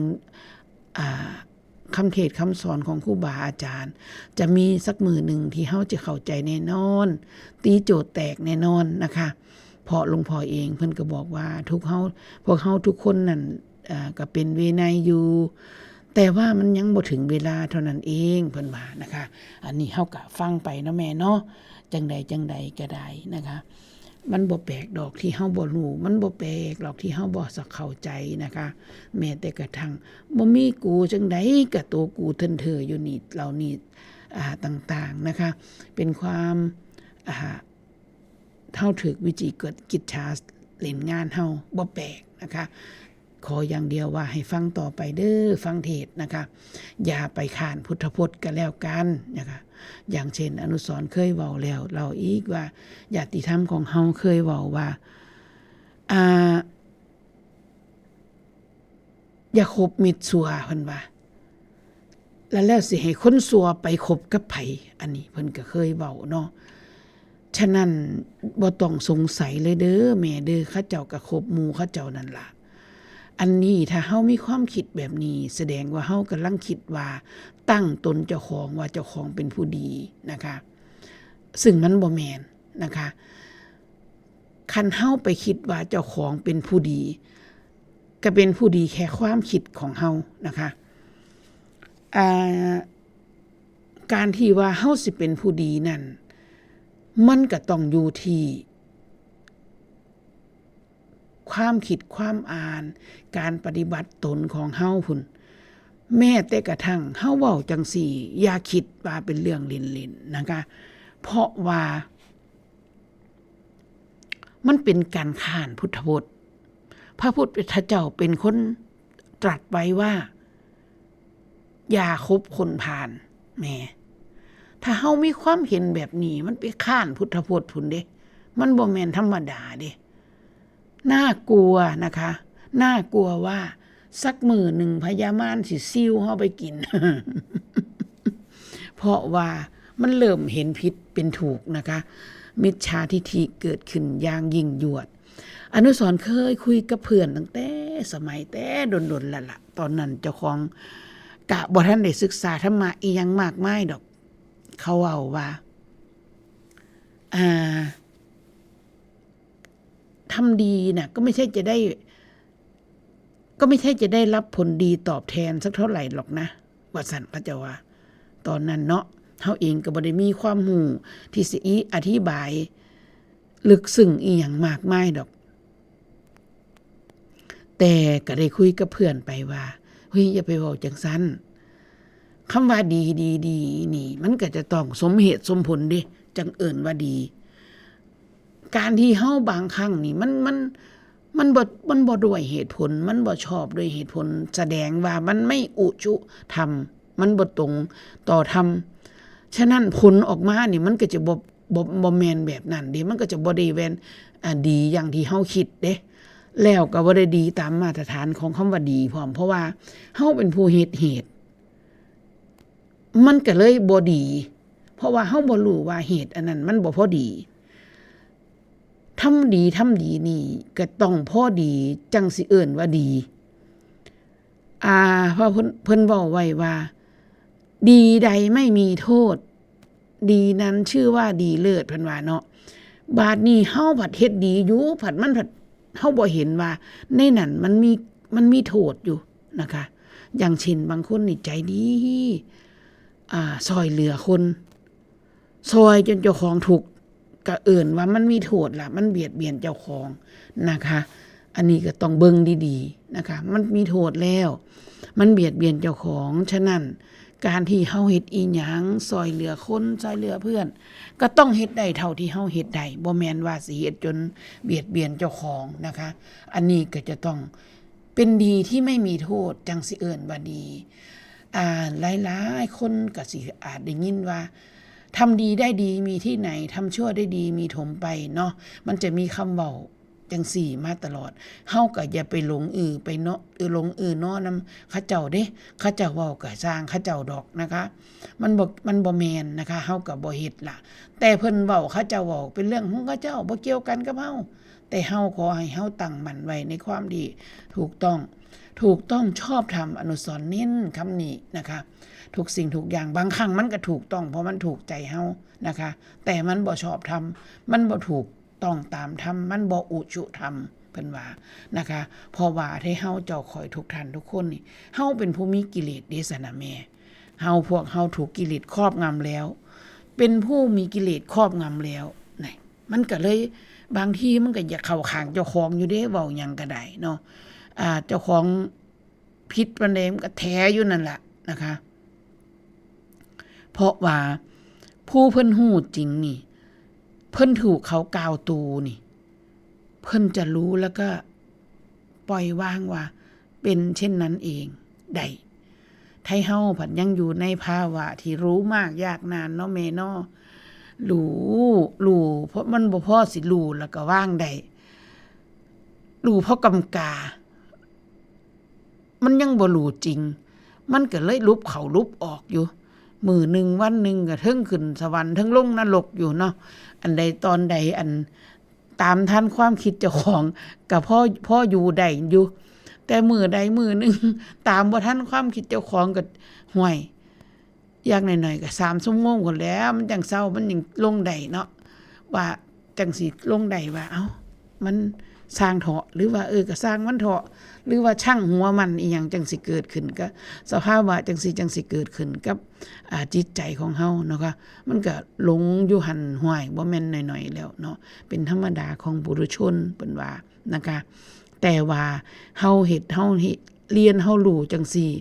ก็เพื่อเป็นการเดินไปสู่ความเป็นอริยะนะคะความเป็นอริยะที่เฮาเองก็สามารถที่จะพัฒนาเป็นอริยะบุคคลใดเพิ่นว่านะคะอย่างหน่อยๆเฮาเข้าใจถึงความเป็นความจริงของอริยสัจนี่ก็ถือว่าเดินทางเบนเข็มเข้าสู่ทางน้ำเพิ่นแล้วเด้แม่นะคะเบนเข็มตัวอย่างเช่นเฮาบอกว่าเพิ่นบอกว่าไม่ใช่ลูกเรานี่มันบ่ไม่ใช่พ่อแม่เราเฮาพยายามที่สิอันนี้จริงมันเป็นความยึดมั่นถือมั่นของเฮาเนาะที่เฮาพากันยึดมั่นอันนี้มันก็เป็นแค่อุปโลกเนาะเป็นแค่อุปทานเนาะคำว่าอุปโลกนี่เฮาก็รู้ดีเนาะความหมายของมันอุปโลกตั้งแต่ว่าเฮายึดในอุปโลกที่มันจริงเช่นยึดในอุปโลกที่ว่าอันนี้สามีเฮานะอันนี้สามีภรรยาเฮานะนี่ยึดในอุปโลกอันนี้ก็ยังเอิ้นว่ายึดบ่ถูกแล้วนะคะเป็นความหลงแล้วนับภาษาหยังเฮาสิไปหลงว่าเฮาสิไปหลงยึดเอาว่าสิ่งที่มันไกลตัวออกไปอย่างเช่นยึดว่าเขาด่ากูซึ่งไกลออกไปอีกนะคะเป็นความรู้สึกแต่ว่าในว่าได้มาเว้าไกลๆนี่ผั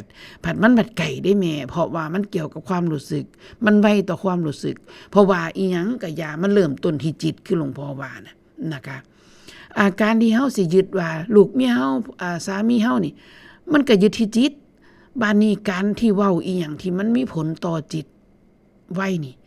ก็เป็นเรื่องที่บ่เอิ้นว่าไกลโตเลยนะคะเป็นเรื่องที่เฮาต้องระมัดระวังอย่างเช่นอนุสรณ์เว้าเมื่อกี้นี้นะคะเฮาเว้าว่าเฮาสอนลูกสอนหลานไปแต่ถ้าพอเฮาสอนไปแล้วเฮาเองก็จะต้องกลับมาฟ้าวมาเบิ่งจิตเบิ่งใจเจ้าของได้แม่ว่าพอเฮาเว้าออกไปแล้วนี่เฮาคาดหวังมากส่ำใดเฮาหวังผลว่าจะต้องเป็นแบบนั้นต้องเป็นแบบนี้หรือเปล่าอันนั้นก็บ่แม่นเป็นเรื่องอื่นในการว่าเฮ็ดด้วยความรู้เท่าธรรมะเด้เฮ็ดด้วยความที่ปล่อยที่วางเด้เป็นการที่เฮ็ดด้วยความหลงความยึดคือเก่าได้แม่ฉะนั้นเฮาก็ทุกข์คือกันบัดนี้นะคะเพราะต่างคนต่างมีทุกข์ก็ปล่อยทุกข์ใส่กันได้บัดนี้ลูกก็ทุกข์เพราะทุกข์พ่อลูกแม่ก็ทุกข์พ่อแม่เผากันแล้วบัดนี้แม่ก็การที่เฮาเฮ็ดไปแล้วเฮาก็ดึงจิตของเฮากลับมาสำรวมระวังว่าหลังจากนี้อีหยังที่มันเกิดขึ้นมันสิมีผลต่ออารมณ์เฮาขนาดใดนี่ก็เป็นการที่สำรวมระวังเจ้าของนะคะว่าเฝ้าดูคือหลวงพ่อเพิ่นว่านะคะบ่ได้เกี่ยวกันกับคนอื่นละบ่ได้เกี่ยวกันกับไผสิเป็นแบบใดบ่ได้เกี่ยวขึ้นกับเข้ามาเบิ่งให้มันแคบลงคือเบิ่งตัวเฮานี่เองนะคะสิ่งต่างๆเหล่านี้ที่อนุสรณ์เว้ามาทั้งเบิดนี่เป็นคนทางที่มันเบนเข็มทิศของเฮาเข้าสู่ความเป็นอริยะคือเพิ่นนะคะอย่างเช่นคือจังหลวงพ่อเพิ่นบอกว่าถ้าผู้ที่เข้าสู่ความเป็นอริยะจริงๆแล้วเพิ่นว่ามันสิบ่มีกิเลสตัวใดที่มาจูงใจเพิ่นให้เพิ่นไปเฮ็ดความบ่ถูกต้องใดเพิ่นว่าจังซี่นี่เห็นบ่พอเฮาฟังจังซี่แล้วมันก็สามารถดึงตัวนี้มาไว้กับตัวเฮาได้คือกันว่ากิเลสอีหยังต่างๆอย่าให้มันมีอิทธิพลเหนือเฮา นะคะบ่ให้มันมีอิทธิพลเหนือเฮาแม้แต่บ่ละโลภโกรธหลงตระกูลใหญ่ๆของมันอีหยังก็อย่านะคะเฮาสิต้องเอาตัวนี้มาว่าอุ้ยไม่ได้มันบ่ได้เลยละเอียดเข้าไปเบิ่งเข้าไปทียิบเข้าไปนะคะนิดๆหน่อยๆเอามาควบคุมไว้นี่พอเฮาเฮ็ดจังซี่ได้มันก็หมายถึงว่าเฮาก็เบนเข็มสู่ความเป็นอริยะได้คือกันนะคะแล้วบัดนี้เฮาสิเบิ่งจังใดล่ะแม่นบ่บางครั้งนี่ผู้ลังคนก็สิผู้นั้นเว้าธรรมะดีๆแม่นบ่เว้าธรรมะผู้ใดก็จังซี่บัดนี้แม่เอ้ยแม่นบ่ล่ะเฮาสิเบิ่งจังใดล่ะแม้แต่กับตัวเฮาก็เว้าได้นิพพานจังซี่เฮาก็เว้าได้นะคะแต่ความลังเลสงสัยยังมีในตัวเฮาบ่ซั่นเฮายังเจอวิจิกิจฉาบ่ล่ะบัดนี้เฮายังมีอยู่บ่ว่าคิดสั่งผู้นั้นจังซี่โอ้ยจะแม่นเด้เนาะว่าแม่นบ่อีนายอันนี้สั่งเด้แม่นนั่นเหล่านี้ต่างๆมันยังมีอยู่บ่ซั่นในใจเฮาแม่นบ่ล่ะแม้แต่กระทั่งว่ามีความคิดที่จะอยากได้ของคนอื่นโดยที่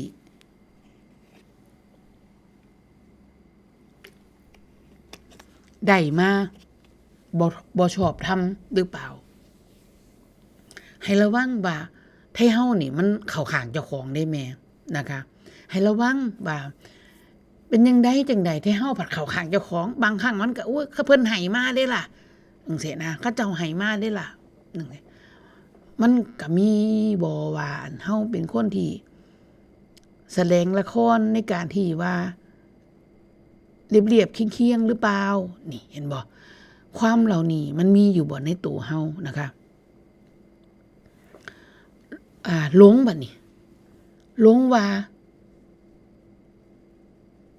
จะต้องเฮ็ดจังซี่เท่านั้นจังสิดีนี่บ่ได้ปล่อยให้มันเป็นไปตามที่มันเป็นบ่ได้ปล่อยไปว่าอ๋อเป็นเช่นนั้นเองเขาก็เป็นอย่างนี้นี่บ่ได้ปล่อยแบบบ่ได้ต้องเป็นแบบนี้นี่เอิ้นว่าหลงนะคะอย่างเช่นเว้าธรรมะเก่งปานยังนะแต่อย่าลืมว่าบางทีมันอาจจะหลงว่าเจ้าของรู้ก็ได้เด้นะคะไผเว้ามานี่ถูกเบิดคือเบิดแต่ว่าผู้เพิ่นที่เข้าใจอีหลีนะบ่มีกิเลสตัวใดที่สิชักจูงเพิ่นไปให้ทำความผิดคือหลวงพ่อว่านะคะฉะนั้นเฮาเองก็ลองพิจารณาเบิ่งตัวนี้ใส่ความโยนิโสมนสิการพิจารณาโน้มเข้าโน้มออกในใจเฮานี่ว่ามันมีบ่ว่ามันบอกกันบ่ได้นะคะมันหยิบให้กันบ่ได้มันบอกกันบ่ได้ได้แม่มันต้องเฮาต้องเฮ็ดด้วยตัวของเฮาเองเฮาต้องพิจารณาด้วยตัวของเฮาเองโดยการที่เอาธรรมะนี่แหละเป็นบรรทัดฐานไว้นะคะเพราะว่าถ้าเฮามือใดที่เฮาเอาเจ้าของเป็นบรรทัดฐานมันสิถือกิเลสตัว เพราะว่าเฮามันเข้าข้างเจ้าของนะคะมันเข้าข้างเจ้าของบ่ว่าไผล่ะบ่ว่าผู้เว้าและผู้ฟังนะคะถ้าเฮาเว้ามานี่แต่ท้ายที่สุดแล้วเฮายังถูกโลภโกรธหลงหลอกเฮาได้อยู่นี่แสดงว่ายังบ่ทันได้เข้าสู่ทางนำเพิ่นปานใดได้แม่ให้ระวังนะคะให้รีบแก้ไขถ้าเฮาฮู้เมื่อขึ้นมาเมื่อใดก็รีบแก้ไขบ่มีอีหยังเลยในการปฏิบัติธรรมอันนี้นะคะมีแต่รู้ว่าผิดแล้วก็หยุดแล้วก็แก้ไขแค่นั้นเองบ่ว่าผู้ที่สิฮู้น้อยฮู้หลายเฮ็ดได้คือกันนี่เองนะคะบ่ว่าสิเป็นผู้ที่ฮู้น้อยฮู้หลายเฮ็ดได้คือกันนี่เองนะคะก็คือหยุดแล้วก็แก้ไขรู้ว่าผิดแล้วก็หยุดแล้วก็แก้ไขนะคะจังเพิ่นบอกว่าให้ละชั่วทำดีนะคะทำจิตใจให้บริสุทธิ์นี่มันต้องละสัวซะก่อนเด้มันจังทำดีแม่ฉะนั้นเฮาสิมาเข้าข้างเจ้าของว่าจังสั่นจังซี่อยู่นี่มันบ่เดินทางสู่ตัวนั้นเด้เพราะว่าเฮายังบ่ทันได้ละจากตัวนี้นะคะ อุปมาให้เห็นเช่นอนุสรณ์เว้าแล้วเว้าอีกนะคะเคยเว้าว่าอุปมาให้เห็นภาพคือเวลาเฮาเลี้ยวซ้ายนี่หันซ้ายมันสิบ่หันขวานะคะมันสิบ่หันขวาหลวงพ่อเพิ่นเว้าว่าเมื่อจิตเป็นอกุศลกุศลและจิตจะเกิดขึ้นไม่ได้อันเดียวกันเลยแม่อันเดียวกันเลยนะคะถ้าเกิดเฮาว่ายังบ่ทันได้ละชั่วมันก็บ่ทำดีนะคะบัดนี้การทำดีมันเป็นเรื่องที่ยากอยู่นะคะถ้าเฮาบ่ขนขวายทำดีมันก็สิทำชั่วบัดนี้คนเฮาน่ะนะคะอย่าเว้าได้ว่าบ่ได้เฮ็ดหยังดอกบ่ได้เฮ็ดหยังดอกก็เอิ้นว่าบ่ได้เฮ็ดหยังอยู่ซื่อๆก็เอิ้นว่าเป็นคนดีพันบ่แม่นได้บัดนี้แม่เพิ่นเว้าว่าการที่เจ้าอยู่ซื่อๆบ่ได้เฮ็ดหยังบ่ได้ขนขวายก็ยังบ่เอิ้นว่าเป็นคนดีเด้เพิ่นว่าครูบาอาจารย์เพิ่นเว้านะคะมันก็สิเข้าข่ายว่ามันจะมีธรรมอยู่3หมวดคือธรรมที่เป็นกุศลธรรมที่เป็นอกุศลและก็ธรรมที่เป็นกลางเพิ่นว่าจังซี่มันถ้าเฮาบ่ยังคนขวายบ่ทันได้คนขวายแห่งคุณงามความดีก็ยังบ่เอิ้นว่าเป็นคนดีเพิ่นว่ายกตัวอย่างเช่นกุศลธรรมาอกุศลธรรมาอภยาปตาธรรมาเพิ่นว่าธรรมที่เป็นกุศลธรรมที่เป็นกลางๆธรรมที่เป็นอกุศลธรรมที่เป็นกุศลธรรมที่เป็นกลางๆเพิ่นว่าอย่างเช่นเพิ่นเว้าเพิ่นยกตัวอย่างพร้อมเด้ขน้อยเคยฟังมาเนาะเพิ่นบอกว่าคืออีหยังแน่ล่ะที่เป็นกลางๆเพิ่นบอกว่าอย่างเช่นเพิ่นว่า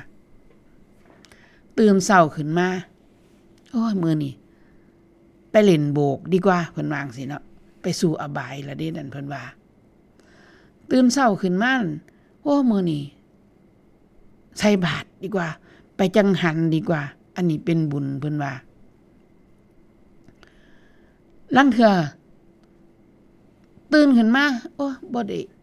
เฮ็ดหยังดอกมื้อนี้ล้างหน้าแปรงฟันนอนอยู่บ่เป็น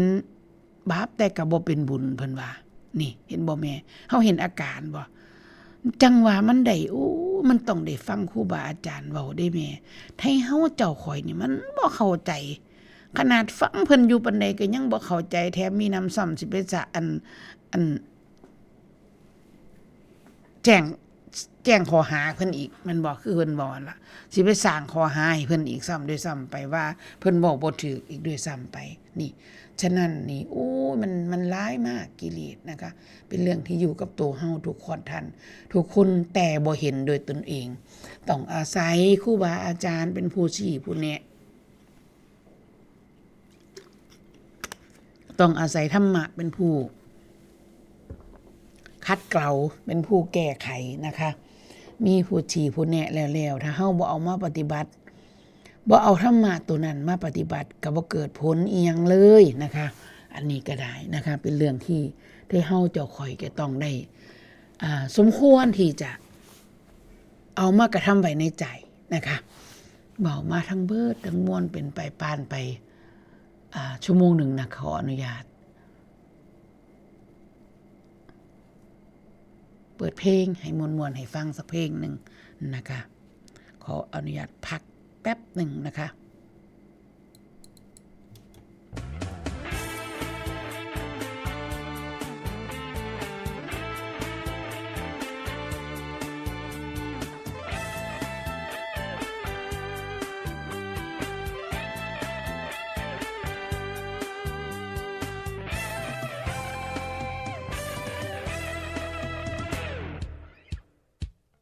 ใครจะจริงใครจะชังมันก็ช่างหัวเขาแค่ตัวเรารู้เราช่างเขาปะไรใครจะชักใครจะแช่งใครจะแกล้งใครจะยันก็ให้ช่างหัวมันก็ให้ปล่อยเขาไปใครจะชมใครจะเชิดว่าประเสริฐเลิศรู้ตัวเรารู้เราอยู่ปล่อยเขาชมไปใครจะรักใครจะเกลียดใครจะเสียดใครจะสีก็เรารู้ตัวดีปล่อยเขาทำไปเกิดเป็นมนุษย์สิ้นสุดแค่ตายเอาอะไรมากมายในความอนัตตาโลภไปทำไมช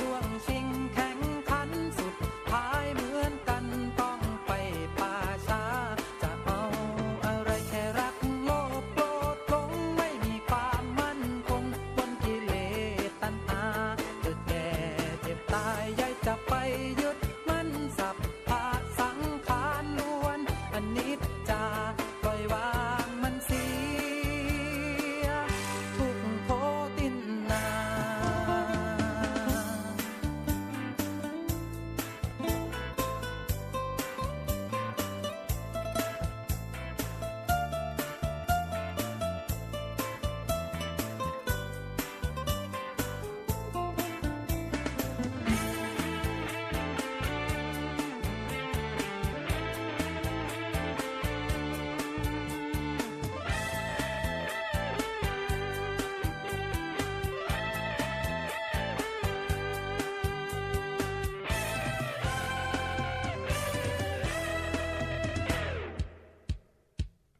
ใครจะเมินใครจะมองใยจะต้องไว้วันใครจะใส่ร้ายกันใยจะต้องสนใจใครจะดีใครจะเลวมันก็เรื่องของเขาใครจะนินทาเราใยจะต้องทุกข์ใจใครจะล้อใครจะด่าใยจะต้องว่าตอบใครไม่สนใครไม่ชอบใยจะต้องใส่ใจใครจะคิดใส่ความใยจะต้องวุ่นจิตหากตัวเราไม่ผิดจะไปคิด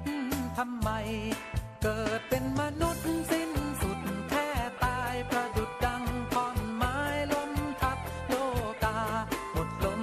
เมื่อไรหาประโยชน์ใดเล่าล้วนต้องถูกเขาหามไปป่าช้าชีวิตยังมีสร้างความดีไว้เถิดได้ไม่เสียชาติเกิดได้ไม่ต้องอายมาอันว่าความตายคือสัจธรรมของเที่ยงสิ้นสับสำเนียงเน่าเหม็นขึ้นมาจะเอาอะไร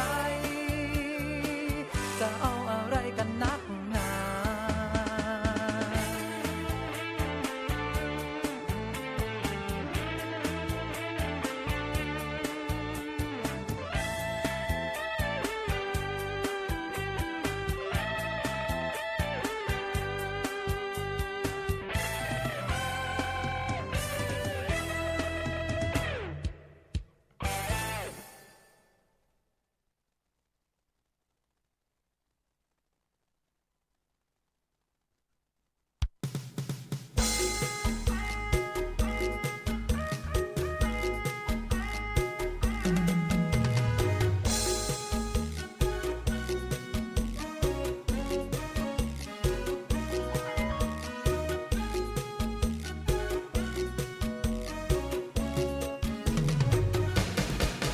ความเอ่ยความตายอยู่ไหนก็ตายทุกทีถึงยากจนชั่วดีเพื่อนพ้องน้องพี่ที่เราได้เจอไม่มีใครอยู่คำฟ้าพบหน้ากันเหมือนฝันละเมอความตายติดตามไม่เพลอกลายเป็นเพื่อนเกลอติดแน่นตรึงนาน ความเอ่ยความตายอยู่ไหนอย่าได้ฟุ้งซ่านเกิดขึ้นได้ทุกวันทั้งเธอและฉันไม่เคยเลือกที่ชีวิตไม่ต้องขอร้องความตายครอบครองชีวิตถึงหน้าตาชั่วดีความตายคงที่ความดีไม่แปรปรวน ความตายนั้นคนรู้ดีศักดิ์ศรีมัจจุราชทั้งปวงทำดีไม่ต้องเป็นห่วงความดีทั้งปวงทำด่วนฝึกใจน้อมใจทบทวนทำดีเร่งด่วนอย่ามัวเสียเวลา ความเอ่ยความตายอยู่ไหนก็ตายกันทั่วสิ่งที่ไม่น่ากลัวทำดีและชั่วชีวิตมีค่ารีบทำดีเถิดน้องแม่พ่อท่านรอลูกยาความดีเป็นสิ่งมีค่าคนเราเกิดมาสร้างคุณค่าความดี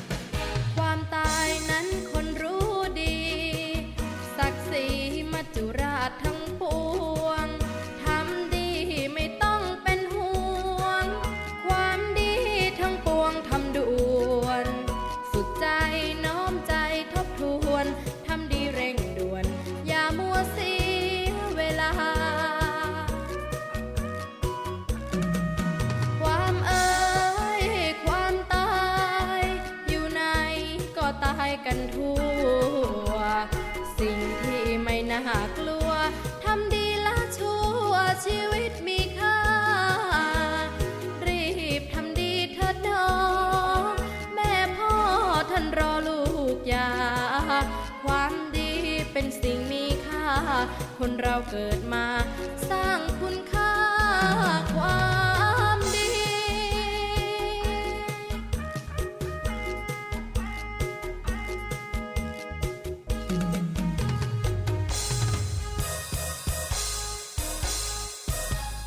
ขณะนี้ จบไปนะคะเพลง2เพลงนะคะ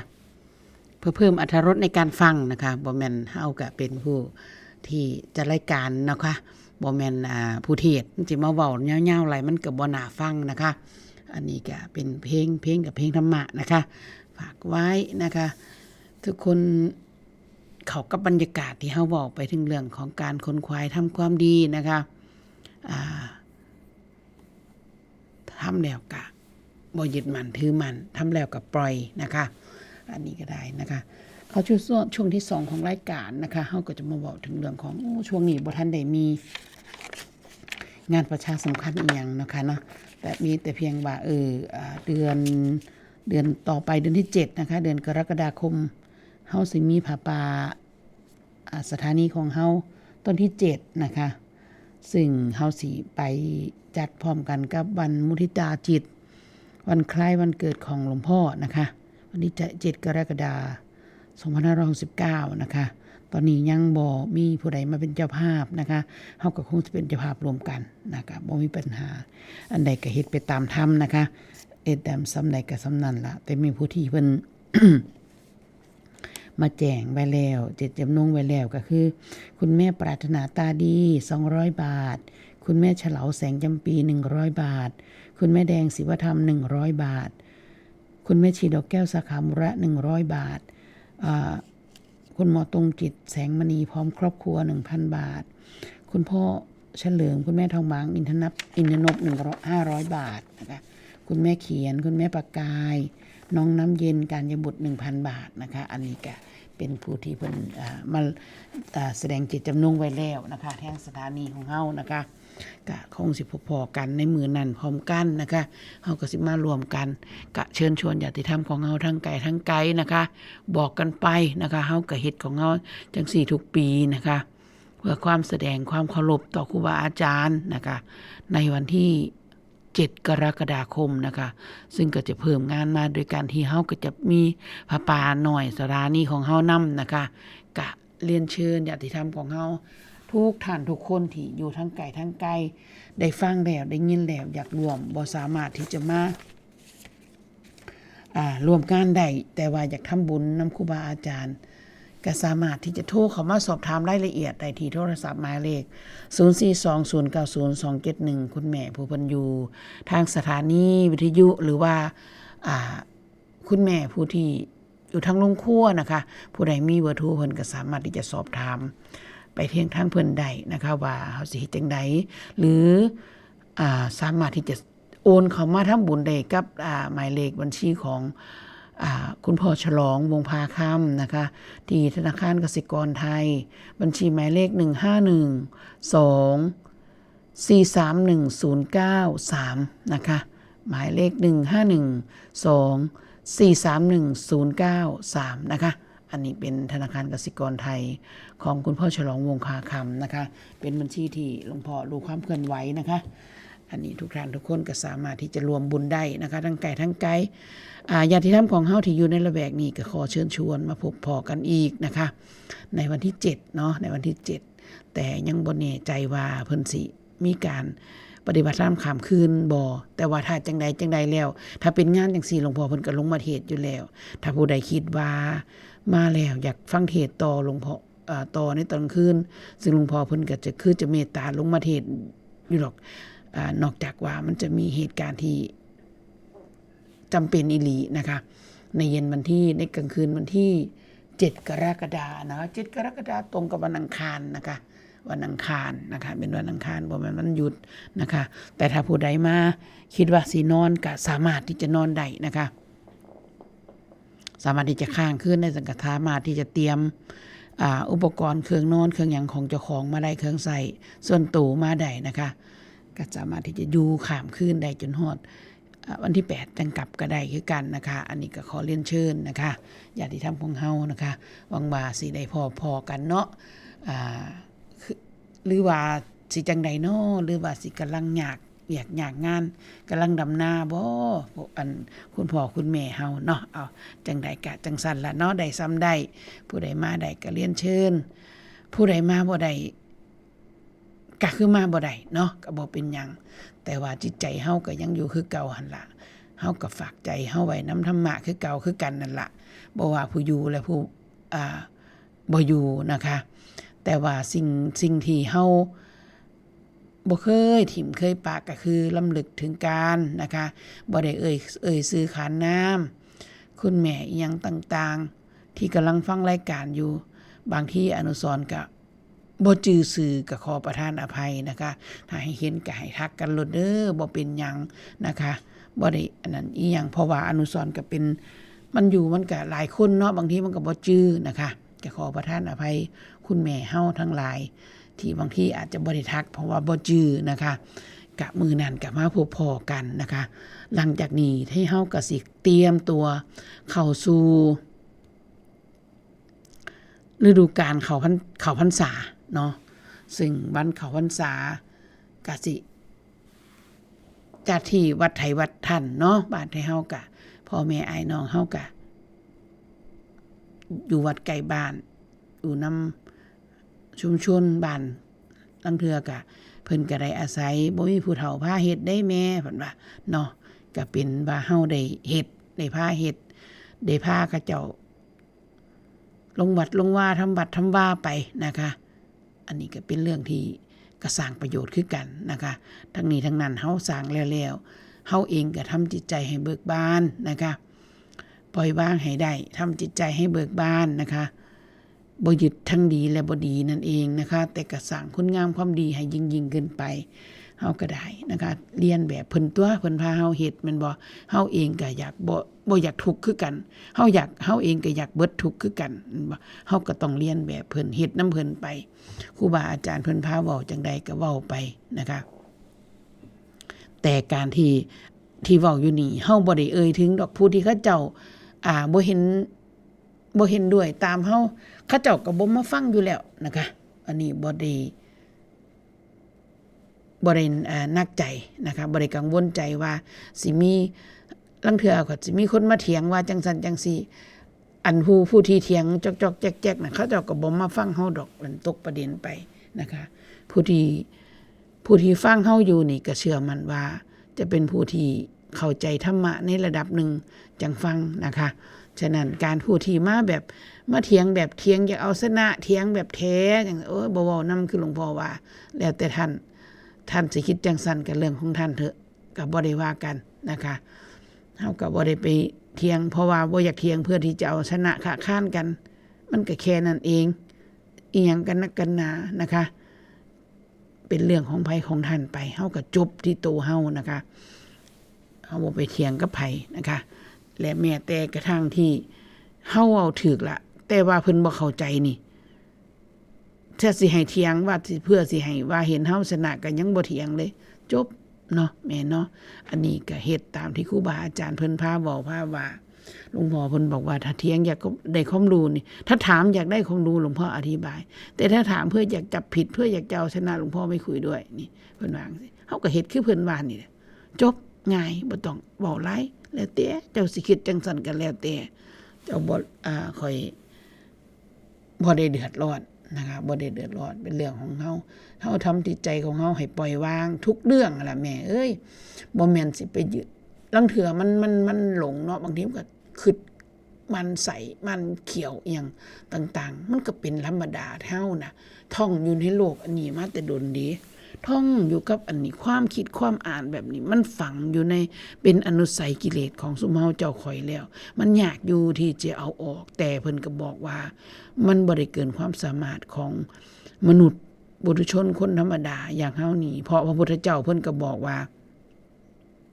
เพิ่นการันตีโดยการปฏิบัติของเพิ่นนะครูบาอาจารย์ผู้สืบทอดเพิ่นก็บอกว่ามันการันตีโดยการปฏิบัติของเพิ่นว่าสัจธรรมอันนี้ทุกคนสามารถเข้าถึงได้ บ่ได้หมายความว่าจะเป็นสิทธิ์ของผู้ใดผู้หนึ่งเพราะธรรมะเป็นสาธารณะเพิ่นว่าบ่แม่นสิทธิ์ของผู้ใดผู้หนึ่งว่าผู้นั้นผู้ขาดที่จะรับบรรลุรู้ได้เพียงผู้เดียวบ่แม่นนะคะแต่ว่าก็รู้ได้ยากแน่อยู่แต่มันก็บ่เกินความสามารถของเฮาเพิ่นว่านะคะเพราะว่าพระพุทธเจ้าเพิ่นจังเน้นเรื่องการปฏิบัติเพิ่นบ่เอาว่าอิทธิฤทธิ์อีหยังมาแสดงปาฏิหาริย์ดลบันดาลให้ผู้นั้นผู้นี้รู้ธรรมอีหยังมันเป็นไปบ่ได้เพิ่นก็บอกเสมอว่าสิ่งที่เพิ่นบอกก็ให้เฮาเจ้าข่อยต้องเป็นผู้ปฏิบัติเองนะคะทางมีอยู่เราชี้แล้วบอกแล้วท่านทั้งหลายต้องเดินเองอันนี้ท่องขึ้นใจนะคะว่ามันต้องเป็นแบบนั้นนะคะฟังไปเนาะแม่เนาะฟังไปคุณพ่อคุณแม่เฮาที่ฟังเอาวิทยุเป็นหมู่มันสิเสือบรับไปบ้างก็บ่เป็นหยังดอกนะคะบ่เป็นหยังเฮาฟังอยู่แช่อยู่น้ำบุญนี่ล่ะแม่เอ้ยดีกว่าปล่อยให้เจ้าของไปแช่อยู่น้ำบาปพอธรรมชาติของคนเฮาก็คือเว้านั่นล่ะคันบ่ตั้งใจคนขวายทำคุณงามความดีมันผัดไปเฮ็ดชั่วนะคะมันเป็นของคู่กันอยู่จังซี่เสมอนะคะเพราะว่าธรรมชาติของแรงดึงดูดนะคะมันก็จะไหลลงต่ำเสมอนะคะอยากอยู่ที่เฮาสิฟื้นมันขึ้นมาฟื้นมันขึ้นมาเป็นเรื่องที่ยากอยู่มันก็ต้องใส่พละกำลังใส่พลังสมองในการที่จะแก้วิกฤตตรงนั้นแก้ปัญหาตรงนั้นนะคะดึงน้ำให้มันไหลท่วนกระแสขึ้นมานะคะการฝึกการปฏิบัติของเฮาคือกันนะคะเฮาก็ต้องดึงมันขึ้นมาฟื้นมันขึ้นมามันบ่อยากเฮ็ดก็เฮ็ดนะทำความดีนี่มันบ่อยากเฮ็ดดอกมันขี้คร้านเฮาก็พามันเฮ็ดมื้อใดมันแห่งขี้คร้านแห่งพามันเฮ็ดจังซี่มันบ่อยากสวดมนต์ก็แห่งพามันเฮ็ดคันมื้อใดมันฮู้ว่ามันบ่อยากสวดแล้วว่าซั่นมันหาขอไม่แห่งสวดจังซี่นะโอ้ยมื้อนี้มันว่าบ่ไปวัดดอกสิไปเฮ็ดอันนั้นอันนี้ดีกว่าแห่งไปนะคะแม่อันนี้เป็นการเอาง่ายๆเลยท้ายที่สุดแล้วพอเฮาฝืนไปแล้วก็บ่มีอีหยังเด้บ่มีอีหยังอันที่ว่าเฮาสิเฮ็ดน่ะบ่ได้เฮ็ดมันก็บ่เป็นหยังเด้แม่ฉะนั้นกิจที่เฮาสุขวนขวายเนาะก็ใครจะรู้ความตายแม่พรุ่งนี้เพิ่นว่าฉะนั้นการที่จะค้นขวายทำบุญทำทานรักษาศีลภาวนาเป็นเรื่องที่เฮาต้องค้นขวายเป็นเรื่องที่เฮาต้องค้นขวายเพราะว่ามันเฮาบ่รู้ว่าเฮาสิมีเวลาอีกหน่อยโดนปานใดนะคะฉะนั้นเฮาก็เลยต้องได้ค้นขวายยิ่งขึ้นนะคะพอรู้จังซี่แล้วก็แฮงต้องเพิ่มค้นขวายยิ่งขึ้นเพราะว่าวันเวลาบ่ท่าไผนะคะวันเวลาบ่คึงคอยไผจนเฮาบ่รู้ว่าที่เฮาเฮ็ดมาอยู่นี่เฮาถูกโลภโกรธหลงครอบงำจนมิดบ่รู้เลยนี่เฮาก็บ่รู้นะคะเฮาก็บ่รู้ว่าที่เฮาเฮ็ดไปนี่เฮาถูกความโลภครอบงำนะเฮาเฮ็ดไปด้วยความหลงครอบงำนะเฮาเฮ็ดไปด้วยความโกรธนะซึ่งมันเป็นเรื่องที่เพิ่นอธิบายไว้ชัดนะคะใครอยากรู้พิษของโลภโกรธหลงก็ไปหาฟังในมงคล38นะคะสิมีอันนี้อธิบายชัดเจนซึ่งมงคล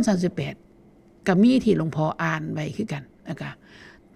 ท่านก็สามารถที่จะไปค้นหาใน YouTube นะคะในบ้านแดง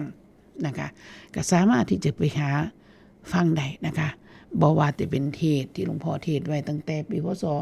2540 41อย่างต่างๆนะคะเฮาสามารถที่จะไปลื้อฟื้นฟังได้เฮาบ่อยากฟังในวิทยุก็ได้เฮาก็ไปฟังในอยากได้ความรู้จากอันใดก็ฟังแล้วฟังอีกนะคะเพราะว่าฟังแต่ละเทื่อนี่สิได้บ่คือกันเด้แม่กะถึงจะเป็นเทศกันเดียวกันหั่นล่ะฟังไปแล้วบางทีอนุสรณ์บอกว่าโอ้ยดีกันนี่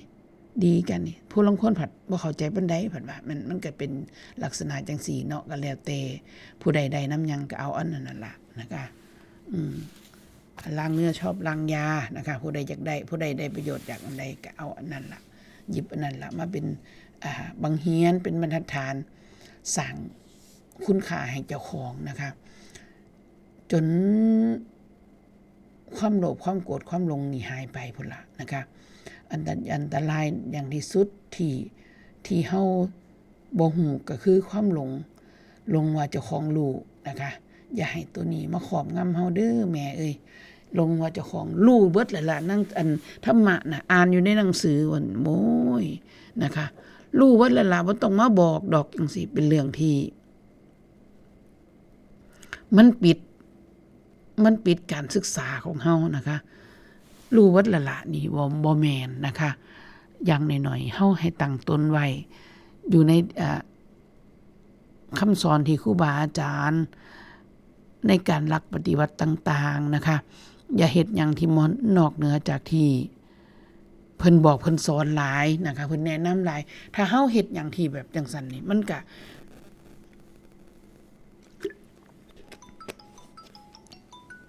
็เกิดให้เห็นว่าเดี๋ยวขออนุญาตแป๊บนึงนะคะฮัลโหลครับครับผมอะไรนะอยู่บ้านป่ะอนุจัดรายการอยู่ครับอ๋อเต้ยมาเหรอไม่จะถามว่าย่าบุ๋มเนี่ยเพิ่นจะกลับเนี่ยเพิ่นรอเต้ยไหมนะเราคุยกับเต้ยว่ายังไงล่ะครับอนุไม่รู้เพิ่งเมื่อมาสั่นเพิ่นเมื่ออีกบ่เลยว่าสิถามอ๋อคนคุยกับเต้ยว่าจังใดก็ตามอนุก็บ่ได้คุยกับเพิ่นครับเต้ยไม่ว่างเหรอฮะแม่เนี่ยมีผู้ใดมาส่งเพิ่นแต่บ่นะคันอันนั้นเดี๋ยวอนุก็จะเบิ่งดอกเขาเต้ยว่างเต้ยบ่ว่างมันติด2มื้อนี่ถึงตรงนี้เฮ็ดงานส่งวันจันทร์โอเคครับไม่เป็นไรอนุรับช่วงต่อทำงานไปเลยครับโอเคเดี๋ยวจังหาโอกาสไปหาเพิ่นหรอกโอเคครับครับผมหลานชายโทรมาคุยธุระนะคะก็บ่เป็นหยังบ่ได้มีความลับอีหยังนะคะเว้าหลานชายโทรมาถามนะคะพี่สาวป้าบุ๋มเพิ่นบ่สำบายมาอยู่กับแม่ชีทางวัดป่าอรัญญิกาวาสนะคะบ่เป็นหยังนะคะเฮาคุยได้ เมื่อกี้พูดถึงเรื่องของการที่ว่าเฮาสิเฮ็ดหยังใดก็ด้วยเฮาสิสำเร็จหยังใดโดยการกระทำของเฮาเองบ่ว่าสิเป็นเรื่องแต่เรื่องทางธรรมได้แหมสิหุงข้าวกินลองคิดอยู่สิหุงจังซั่นจังซี่คืออยู่หั่นบ่เฮ็ดจักเทื่อบ่สุกเด้เนาะข้าวก็ได้แม่นบ่แม่อันนี้คือกันนะคะชีวิตของเฮานี่บ่สามารถที่จะแยกออกจากการปฏิบัติธรรมได้เลยจังว่าสมัยตะกี้เฮามีความเชื่อว่าถ้าพูดถึงการปฏิบัติธรรมก็เป็นเรื่องของอันครูย่าซาไปพุ่นตัวแม่นบ่เป็นเรื่องไปจังซั่นตัวจังแม่นบ่แม่นเรื่องของเฮาปุถุชนอีหยังดอกแม่นบ่ล่ะเป็นเรื่องที่เฮาก็คิดว่าเป็นเรื่องของย่าครูไปซั่นตัวจังเอิ้นว่าปฏิบัติธรรมแต่การปฏิบัติธรรมที่แท้จริงมันอยู่ในชีวิตประจำวันของเฮาทุกท่านทุกคนให้เฮาเจ้าข่อยนี่เองนะคะบ่ได้หนีจากตรงนี้เลยเฮาก็บ่รู้เลยเพราะเหตุผลง่ายๆคือเพิ่นเว้านะเพราะว่าเฮาทุกคนก็มีความทุกข์เฮาทุกคนบ่ต้องการที่จะทุกข์ฉะนั้นการที่เฮาสิหนีออกจากตรงนี้ได้ก็คือการเข้าใจสัจธรรมเข้าใจความเป็นจริงของโลกนี้นั่นก็คืออริยสัจนะคะหลักอริยสัจซึ่งทุกคนอยู่ในภายใต้ของความจริงตรงนี้นะคะเฮาสิใส่ชีวิตอยู่ในบทบาทใดก็อย่าเฮาหนีบ่พ้นความจริงอันประเสริฐ4ประการนี้นะคะเฮาหนีบ่พ้นฉะนั้นเฮารู้แล้วนี่เฮาก็จะรู้จักวิธีรับมือกับมันรู้จักวิธีในการที่จะไปสร้างเหตุของมันนะคะฮู้ว่าเฮ็ดจังซี่ หุงข้าวใส่น้ำจังซี่มันบ่สุกใส่น้ำหน่อยซำนี้มันบ่สุกเด้นี่แม่นบ่นี่เฮาก็จะรู้แบบนี้นะคะฮู้ว่าเฮ็ดจังซี่มันสิทุกข์นี่มันสิทุกข์เด้นี่คันแม่นเฮาฮู้จริงๆบ่แม่นฮู้แบบหลงว่าตัวเองรู้เด้เฮาสิบ่ไปเฮ็ดเหตุแห่งทุกข์นั่นเด้แม่นะคะนี่คือการที่เฮารู้จริงๆนะคะบ่แม่นว่าหลงว่าตัวเองรู้เด้อย่างที่เฮาคุยกันบางครั้งนี่มันก็เป็นการว่าโอ้เพิ่นเว้าเก่งเนาะเว้าเข้ามาเก่งๆไผก็เว้าจังซี่ล่ะไผก็เว้าได้นี่แต่ว่าเฮาลองเบิ่งว่าสิ่งที่เฮาเว้านี่เฮาเฮ็ดได้บ่นี่มันมีอยู่โตที่เฮาสิเอามาอธิบายว่ามันย้อนแย้งบ่นะคะเพราะธรรมะของพระพุทธเจ้าเพิ่นเว้าอีหยังเพิ่นตรัสอีหยังออกมาแล้วเป็นหนึ่งไม่มีสองนะคะเป็นหนึ่งไม่มีสองบ่เคยขัดแย้งกันนะคะบ่เคยขัดแย้งกันบ่แม่นว่าสิเว้าจังหนึ่งเฮ็ดจังหนึ่งบ่แม่นนะคะการเว้าคำเว้ากับการกระทำไปนำกันบ่มีการขัดแย้งกันแม้แต่หน่อยเดียวลาดลุ่มลึกหาข้อที่สิมาเป็นกังขาบ่ได้เลยนะคะอย่างเช่นอนุสรณ์เคยอธิบายไว้ว่าผู้ลางคนเพิ่นสิเว้าว่าพระพุทธเจ้าบอกว่าศีลขอฆ่าสัตว์นี่มันบ่มีจริงดอกอันความหมายของฆ่าสัตว์ของเพิ่นก็คือการที่ว่าบ่ซื่อสัตย์บ่รักษาความสัตย์บ่รักษาสัจจะนั่นจึงเป็นว่าศีลขอฆ่าสัตว์ในนัยยะของพระพุทธเจ้ามีคนเคยเว้าแบบนี้นะคะแต่นั่นเองเห็นบ่พอมันเป็นความเข้าใจของเฮาเองมันจะย้อนแย้งทันทีแต่พระพุทธเจ้าเพิ่นเว้าไว้แล้วบ่มีหยังที่จะไปย้อนแย้งเพราะว่าห้ามฆ่าสัตว์ก็คือห้ามฆ่าสัตว์ศีลในเรื่องของการที่ว่าห้ามเรื่องของสัจจะเรื่องของความซื่อสัตย์คำเว้านั้นเพิ่นก็บัญญัติไว้ในข้อมุสาวาทเห็นบ่แม่เพิ่นสิบ่มีที่จะมาเว้าอีหยังแล้วก็ย้อนแย้งกันขัดแย้งกันบ่มีชัดเจนเว้าอันนี้ก็คืออันนี้นะคะชัดเจนฉะนั้นเฮาเองผู้เกิดได้ใหญ่รุ่นเนาะอย่าพยายามไปพากันไปตั้งสมมุติฐานใหม่ตั้งความหมายใหม่ขึ้นมาโต้แย้งอย่างเช่นพากันเสวนาพ่อแม่บ่มีบุญคุณอีหยังจังซี่นี่เหล่านี้ต่างๆเป็นเรื่องของคนรุ่นใหม่ที่พากันคิดขึ้นมานั่นเองนะคะเฮาเองจะต้องรู้ถึงความเป็นจริงของมันว่าทุกสิ่งทุกอย่างถึงแม้ว่าในบางครั้งเฮาสิรู้ว่าเฮาจะรู้ได้จังได๋ก็เพิ่นก็คือว่าเป็นเรื่องเป็นแค่คำอธิบายเฮาก็รู้เข้าไปอีกว่าเป็นแค่คำอธิบายไงมันก็มีความจริงอยู่2อย่างคือจริงโดยสมมุติกับจริงโดยวิมุตติไงแม่นบ่ล่ะเพิ่นอธิบายเห็นบ่ชัดเจนครอบคลุมทุกอย่างมีความจริง2อย่างคือสมมุติสัจจะกับวิมุตติสัจจะนะคะนี่เห็นบ่เฮาก็รู้เข้าไปอีกว่ามันเป็นแบบนี้พอเฮาพยายามที่จะทำแบบนี้แล้วความลังเลสงสัยมันสิบ่เกิดขึ้นกับเฮาเลยเด้มันสิเป็นเรื่องที่เป็นไปเองโดยอัตโนมัติของเฮาว่าพอสมมุติว่าเจออีหยังสมพอว่างมันก็จะว่างของมันเองนั่นล่ะเฮาจะบ่เดือดร้อนกับอีหยังทั้งสิ้นพอเฮารู้อยู่ว่าเป็นเรื่องที่มันเป็นจังซั่นนะคะเป็นเรื่องที่มันเกิดขึ้นได้ทุกเรื่องบ่ว่าสิเป็นเรื่องที่ถูกใจเฮาหรือบ่ถูกใจเฮาก็ได้นะคะมันเป็นเรื่องที่เกิดขึ้นได้เฮาเฮ็ดอีหยังไปสร้างอีหยังเกิดอีหยังขึ้นมาเฮาก็กลับมาเบิ่งจิตเบิ่งใจของเฮาว่า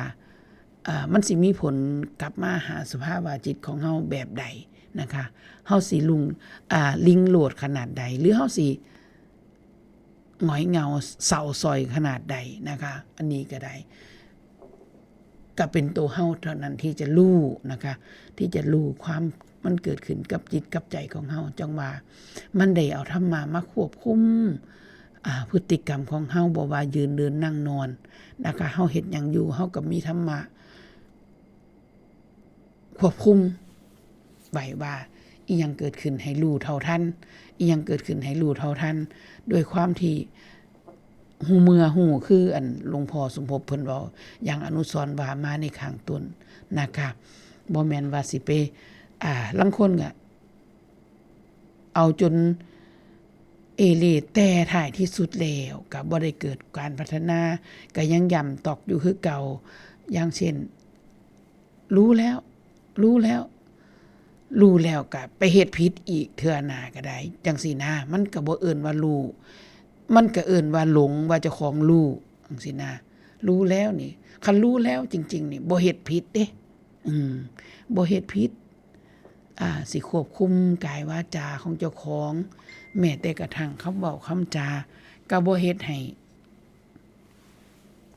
ไปสามารถที่จะไป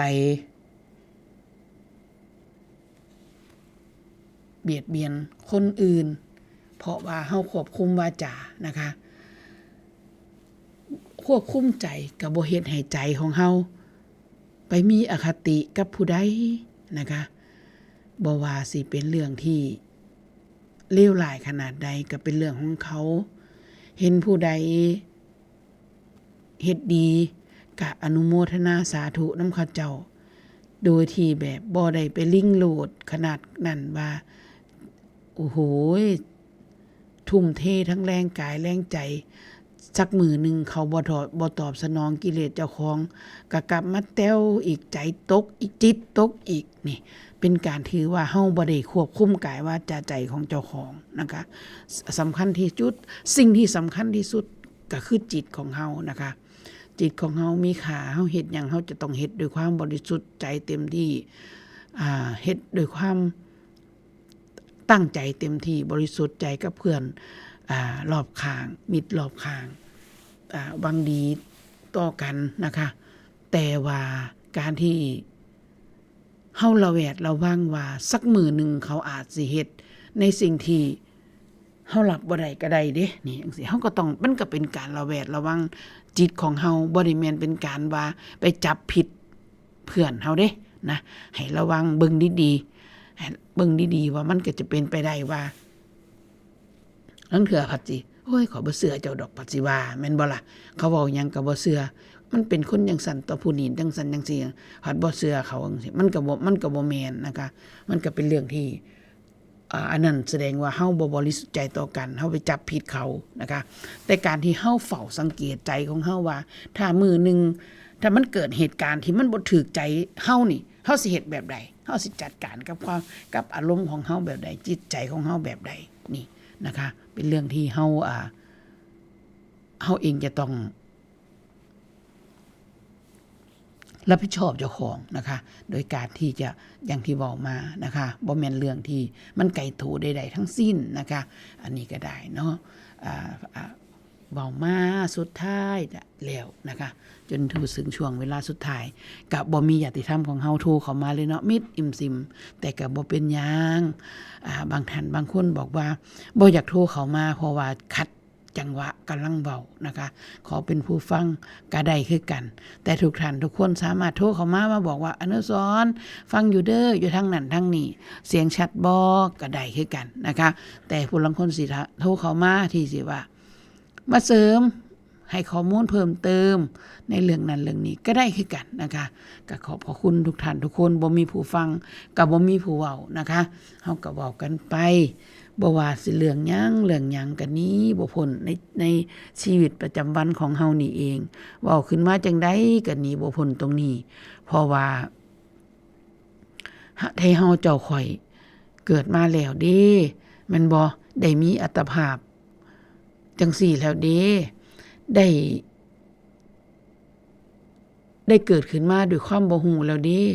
บ่ฮู้เนาะว่ามันมีครอบมีครัวมันทุกข์มีลูกมีหลานมันทุกข์มันห่วงก็ได้มีมาแล้วเด้ก็สิเฮ็ดจังได๋ซะเฮาก็ต้องอยู่อย่างมันอย่างอยู่กับมันอย่างมีปัญญาเหนือมันนะคะอย่างเหนือมันบ่ให้เขาได้มามีผลต่อจิตของเฮาจนว่าเฮาสิล่มละลายไปนำเขานะคะอีหยังเกิดขึ้นก็เฮาก็ต้องแบ่งไว้บางทีก็เฮาคิดหยังบ่ได้กะกัมมะพันธุเนาะแม่เนาะกัมมะพันธุกัมมะปฏิสรณาคนเฮามีกรรมเป็นแดนเกิดมีกรรมเป็นผู้ติดตามมีกรรมเป็นที่พึ่งอาศัยนะคะแม้แต่กระทั่งเฮาบัดนี้เฮาบ่มีบริวารลูกหลานเว้ายากเว้าบ่ฟังความเขาก็มีกรรมร่วมกับเฮาบางคนสิว่าโอ้ยอนุสรณ์ตั้งแต่เกิดมาเกิดได้ใหญ่มาบ่เคยเฮ็ดเลยเด้ความบ่ดีนี่บ่เคยเฮ็ดให้พ่อให้แม่ได้ทุกข์ใจนำเลยเด้เป็นเด็กดีเป็นคนดีมาตลอดเด้แต่ว่านั่นล่ะแม่เอ้ยชีวิตของเฮาเวียนตายเวียนเกิดมาตั้งบ่รู้กี่ภพกี่ชาตินะคะเฮาบ่ฮู้ดอกเฮาเฮ็ดอีหยังไว้ตอนใดแต่ครูบาอาจารย์เพิ่นเว้าว่ากรรมที่เฮาได้กระทำแล้วบ่โมฆะสิส่งผลกับเฮาอย่างแน่นอนบ่มือใดก็มือหนึงบ่ช้าก็เร็วนั่นเด้สนะแม่มันก็เลยต้องรับไปนะคะใส่เขาให้มันเบิดแต่ว่าบ่ได้คุกเข้าให้มันเด้บ่ได้คุกเข้าให้มันหมายความว่าโอ้อีหยังก็สิฮู้อยู่ดอกว่ามันเป็นย้อนบาปกรรมก็ปล่อยให้มันเป็นไปตามนั้นล่ะในส่วนหนึ่งก็แม่นแต่ว่าการที่พยายามที่สิถ้าเฮามองเห็นทางแก้ไขเฮาก็ต้องแก้ไขได้แม่เพื่อพัฒนาให้มันดีขึ้นสมมุติว่าเ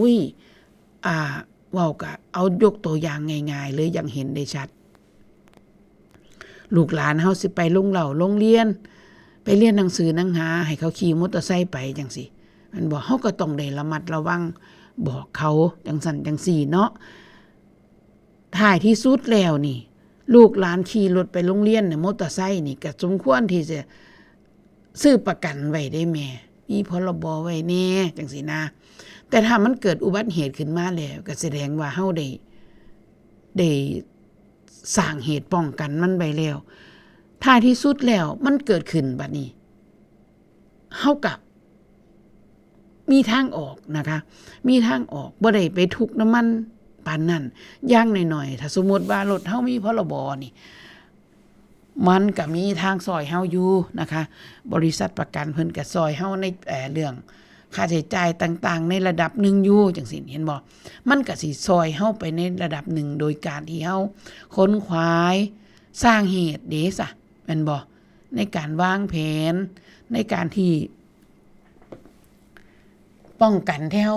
วางแผนป้องกันอีหยังต่างๆก็บ่แม่นว่าเฮาสิไปก้มหัวให้กรรมแล้วแต่กรรมดอกเดี๋ยวตะเว้นแต่กรรมดอกแบบนั้นนะคะบ่แม่นนะคะอันนั้นมันเข้าข่ายเพิ่นว่าบ่มีปัญญานะคะบ่มีปัญญาบ่แม่นว่าการปล่อยวางเด้การปล่อยวางจะต้องทำดีที่สุดแล้วผลมันจะเป็นไปตามที่เฮาคาดหวังหรือบ่ก็บ่เป็นหยังนะคะเฮาก็บ่ได้ไปทุกข์ลำพันขนาดนั้นนะคะมองเห็นถึงเหตุถึงปัจจัยเป็นเช่นนั้นเองบ่เป็นหยังดอกช่างหัวมันจบหาทางแก้ไขต่อไปนั่นจึงเอิ้นว่าการปล่อยวางนะคะฉะนั้นการที่เฮาใช้ชีวิตอยู่นี่มันก็เป็นเรื่องยากอยู่แม่แต่ว่าถ้าเฮาเฮ็ดก็คือกันกับ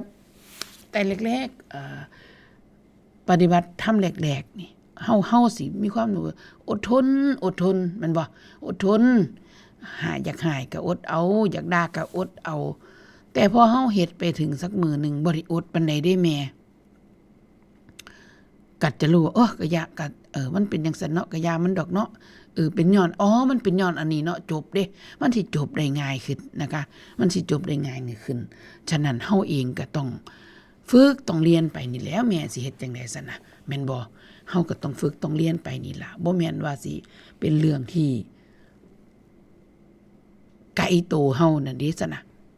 ก็เลยต้องบ่มีหยังก็เว้าไปเว้ามาก็อยู่นี่ล่ะอยู่นำอันพฤติกรรมของเฮานี่ล่ะกายวาจาใจนี่ล่ะการปฏิบัติธรรมก็ได้นะคะไผสิศูนย์บ่เป็นไผก็ศูนย์เป็นคือกันนั่นล่ะแม่นบ่มีไผสอนซ้ำมันศูนย์เป็นโลดตั้งแต่เกิดมาพุ่นอย่าว่าเด้เด็กน้อยคือผ้าขาวบ่แม่นมันก็ศูนย์เป็นแท้ลองไปเบิ่งเถอะแม่ไทเฮาผัดเห็นเด็กน้อยศูนย์ผัดเป็นตะแพงผัดว่าแม่นบ่ตั้งไอ้แท้ตูมันก็ศูนย์ยุดสุดขีดเด้นั่นตูมันก็ได้คือกันกับพระพุทธเจ้าเพิ่นเห็นได้เฮาโลภโกรธหลงอันนั้นอันนี้หลงอันนั้นอันนี้เพิ่นก็โอ้ยเพิ่นก็เมตตาสงสารว่าได้เฮาบ่ฮู้เนาะ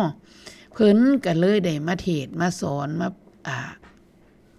เว้าธรรมะให้ได้เฮาฟังว่า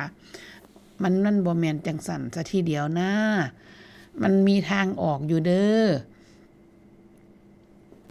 มันบ่ได้ตันแบบนั้นดอกลองหันมาเบิ่งแบบนี้เบิ่งเด้อนี่เพิ่นก็พยายามที่จะสอนเฮาเพิ่นก็เห็นว่าที่เฮานี่เฮ็ดเรื่องไร้สาระคือเด็กน้อยเฮาเห็นเด็กน้อยศูนย์เด็กน้อยเครียดนี่ล่ะไร้สาระแบบนั้นนะคะเพิ่นฮู้หลายกว่าเฮาเพิ่นก็มองว่าสิ่งที่เฮาหลงที่เฮาพากันลุ่มหลงมัวเมาอยู่นี่เป็นเรื่องที่ไร้สาระเพิ่นก็คิดจังซั่นแต่ว่าเพิ่นก็บ่ได้ว่าหยังเพราะว่าเพิ่นรู้ว่าธรรมชาติของโลกนี้เป็นแบบนี้เพิ่นก็บ่ได้เว้าว่าทุกคนจะต้องเข้าใจธรรมะที่เพิ่นนำเสนอทุกคนจะต้องเข้าใจคำสอนของเพิ่นบ่แม่นนะคะเพิ่นเว้าไปผู้ใดรับได้ก็รับผู้ใดสามารถที่จะพลิกวิกฤตให้เป็นโอกาสใดก็เป็นประโยชน์ของผู้นั้นเองเป็นประโยชน์ต่อผู้นั้นเองนะคะเพิ่นแค่บอกให้ได้ให้ฟังนะคะถ้าผู้ใดยังบ่ยอมรับก็ทุกข์ต่อไปก็แค่นั้นเองนะคะเพิ่นก็เฮ็ดได้แค่นั้นแต่เพิ่นบ่ได้ด้อยค่าไผเพิ่นก็คิดเสมอว่าธรรมะของคนของเพิ่นนี่ทุกคนสามารถเข้าถึงได้นะคะเพิ่นก็บ่ได้ด้อยค่าไปฉะนั้นที่เฮาเจ้าข่อยก็อย่าด้อยค่าเจ้าของเด้อแม่เด้อนะคะอย่าพากันด้อยค่าเจ้าของอย่าคิดว่าโอ้ยข่อยนี่ปัญญาหน่อยข่อยเฮ็ดบ่ได้คือเพิ่นดอกเพิ่นเว้าหยังมาข่อยก็บ่เข้าใจถึงแม้ว่าเฮาบ่เข้าใจในสิ่งที่เพิ่นเว้าเฮาก็อาศัยความเพียรแน่และแม่เนาะฟังแล้วก็ฟังอีกนะคะมันบ่อยากมาก็มาความเพียรความพยายามวิริยะอุตสาหะนะคะให้ถึงพร้อมนะคะบ่อยากมาก็มามันบ่อยากอยู่ก็อยู่ก็ทนฟังไปมันสิมีอยู่นั่นล่ะบ่ได้คำนึงก็ได้คำนึงนั่นล่ะฟังแล้วก็ฟังอีกนี่จังซี่เฮาก็ฟังไปใส่ความเพียรพยายามเข้าไปนะคะ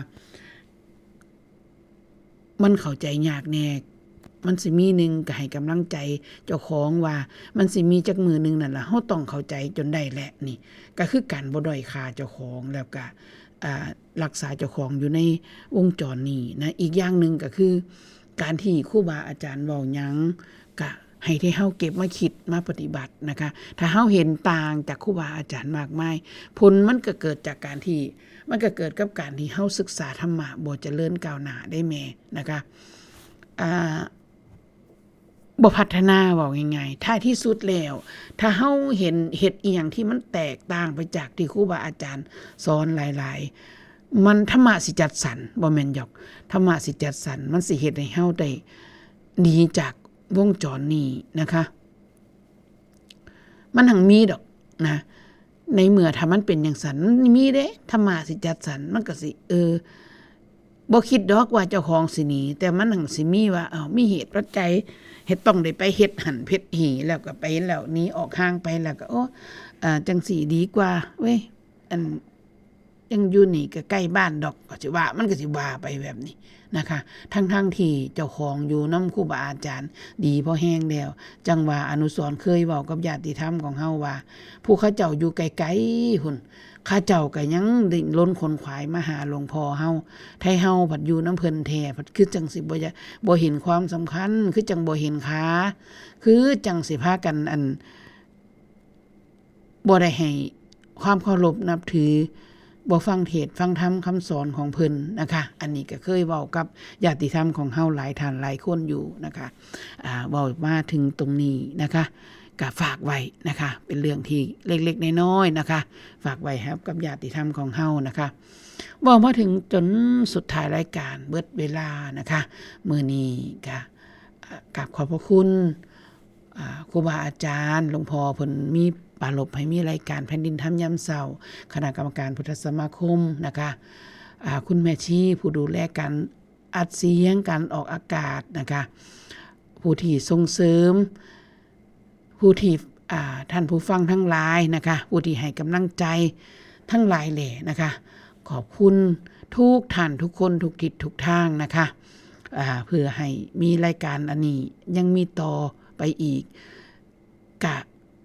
มีผู้เว้าก็ต้องมีผู้ฟังเนาะค่ะเนาะฉะนั้นก็กราบขอบพระคุณท่านผู้ฟังทั้งหลายนะคะผู้อยู่ทั้งทิศทั้งไกลทั้งไกลขอบคุณ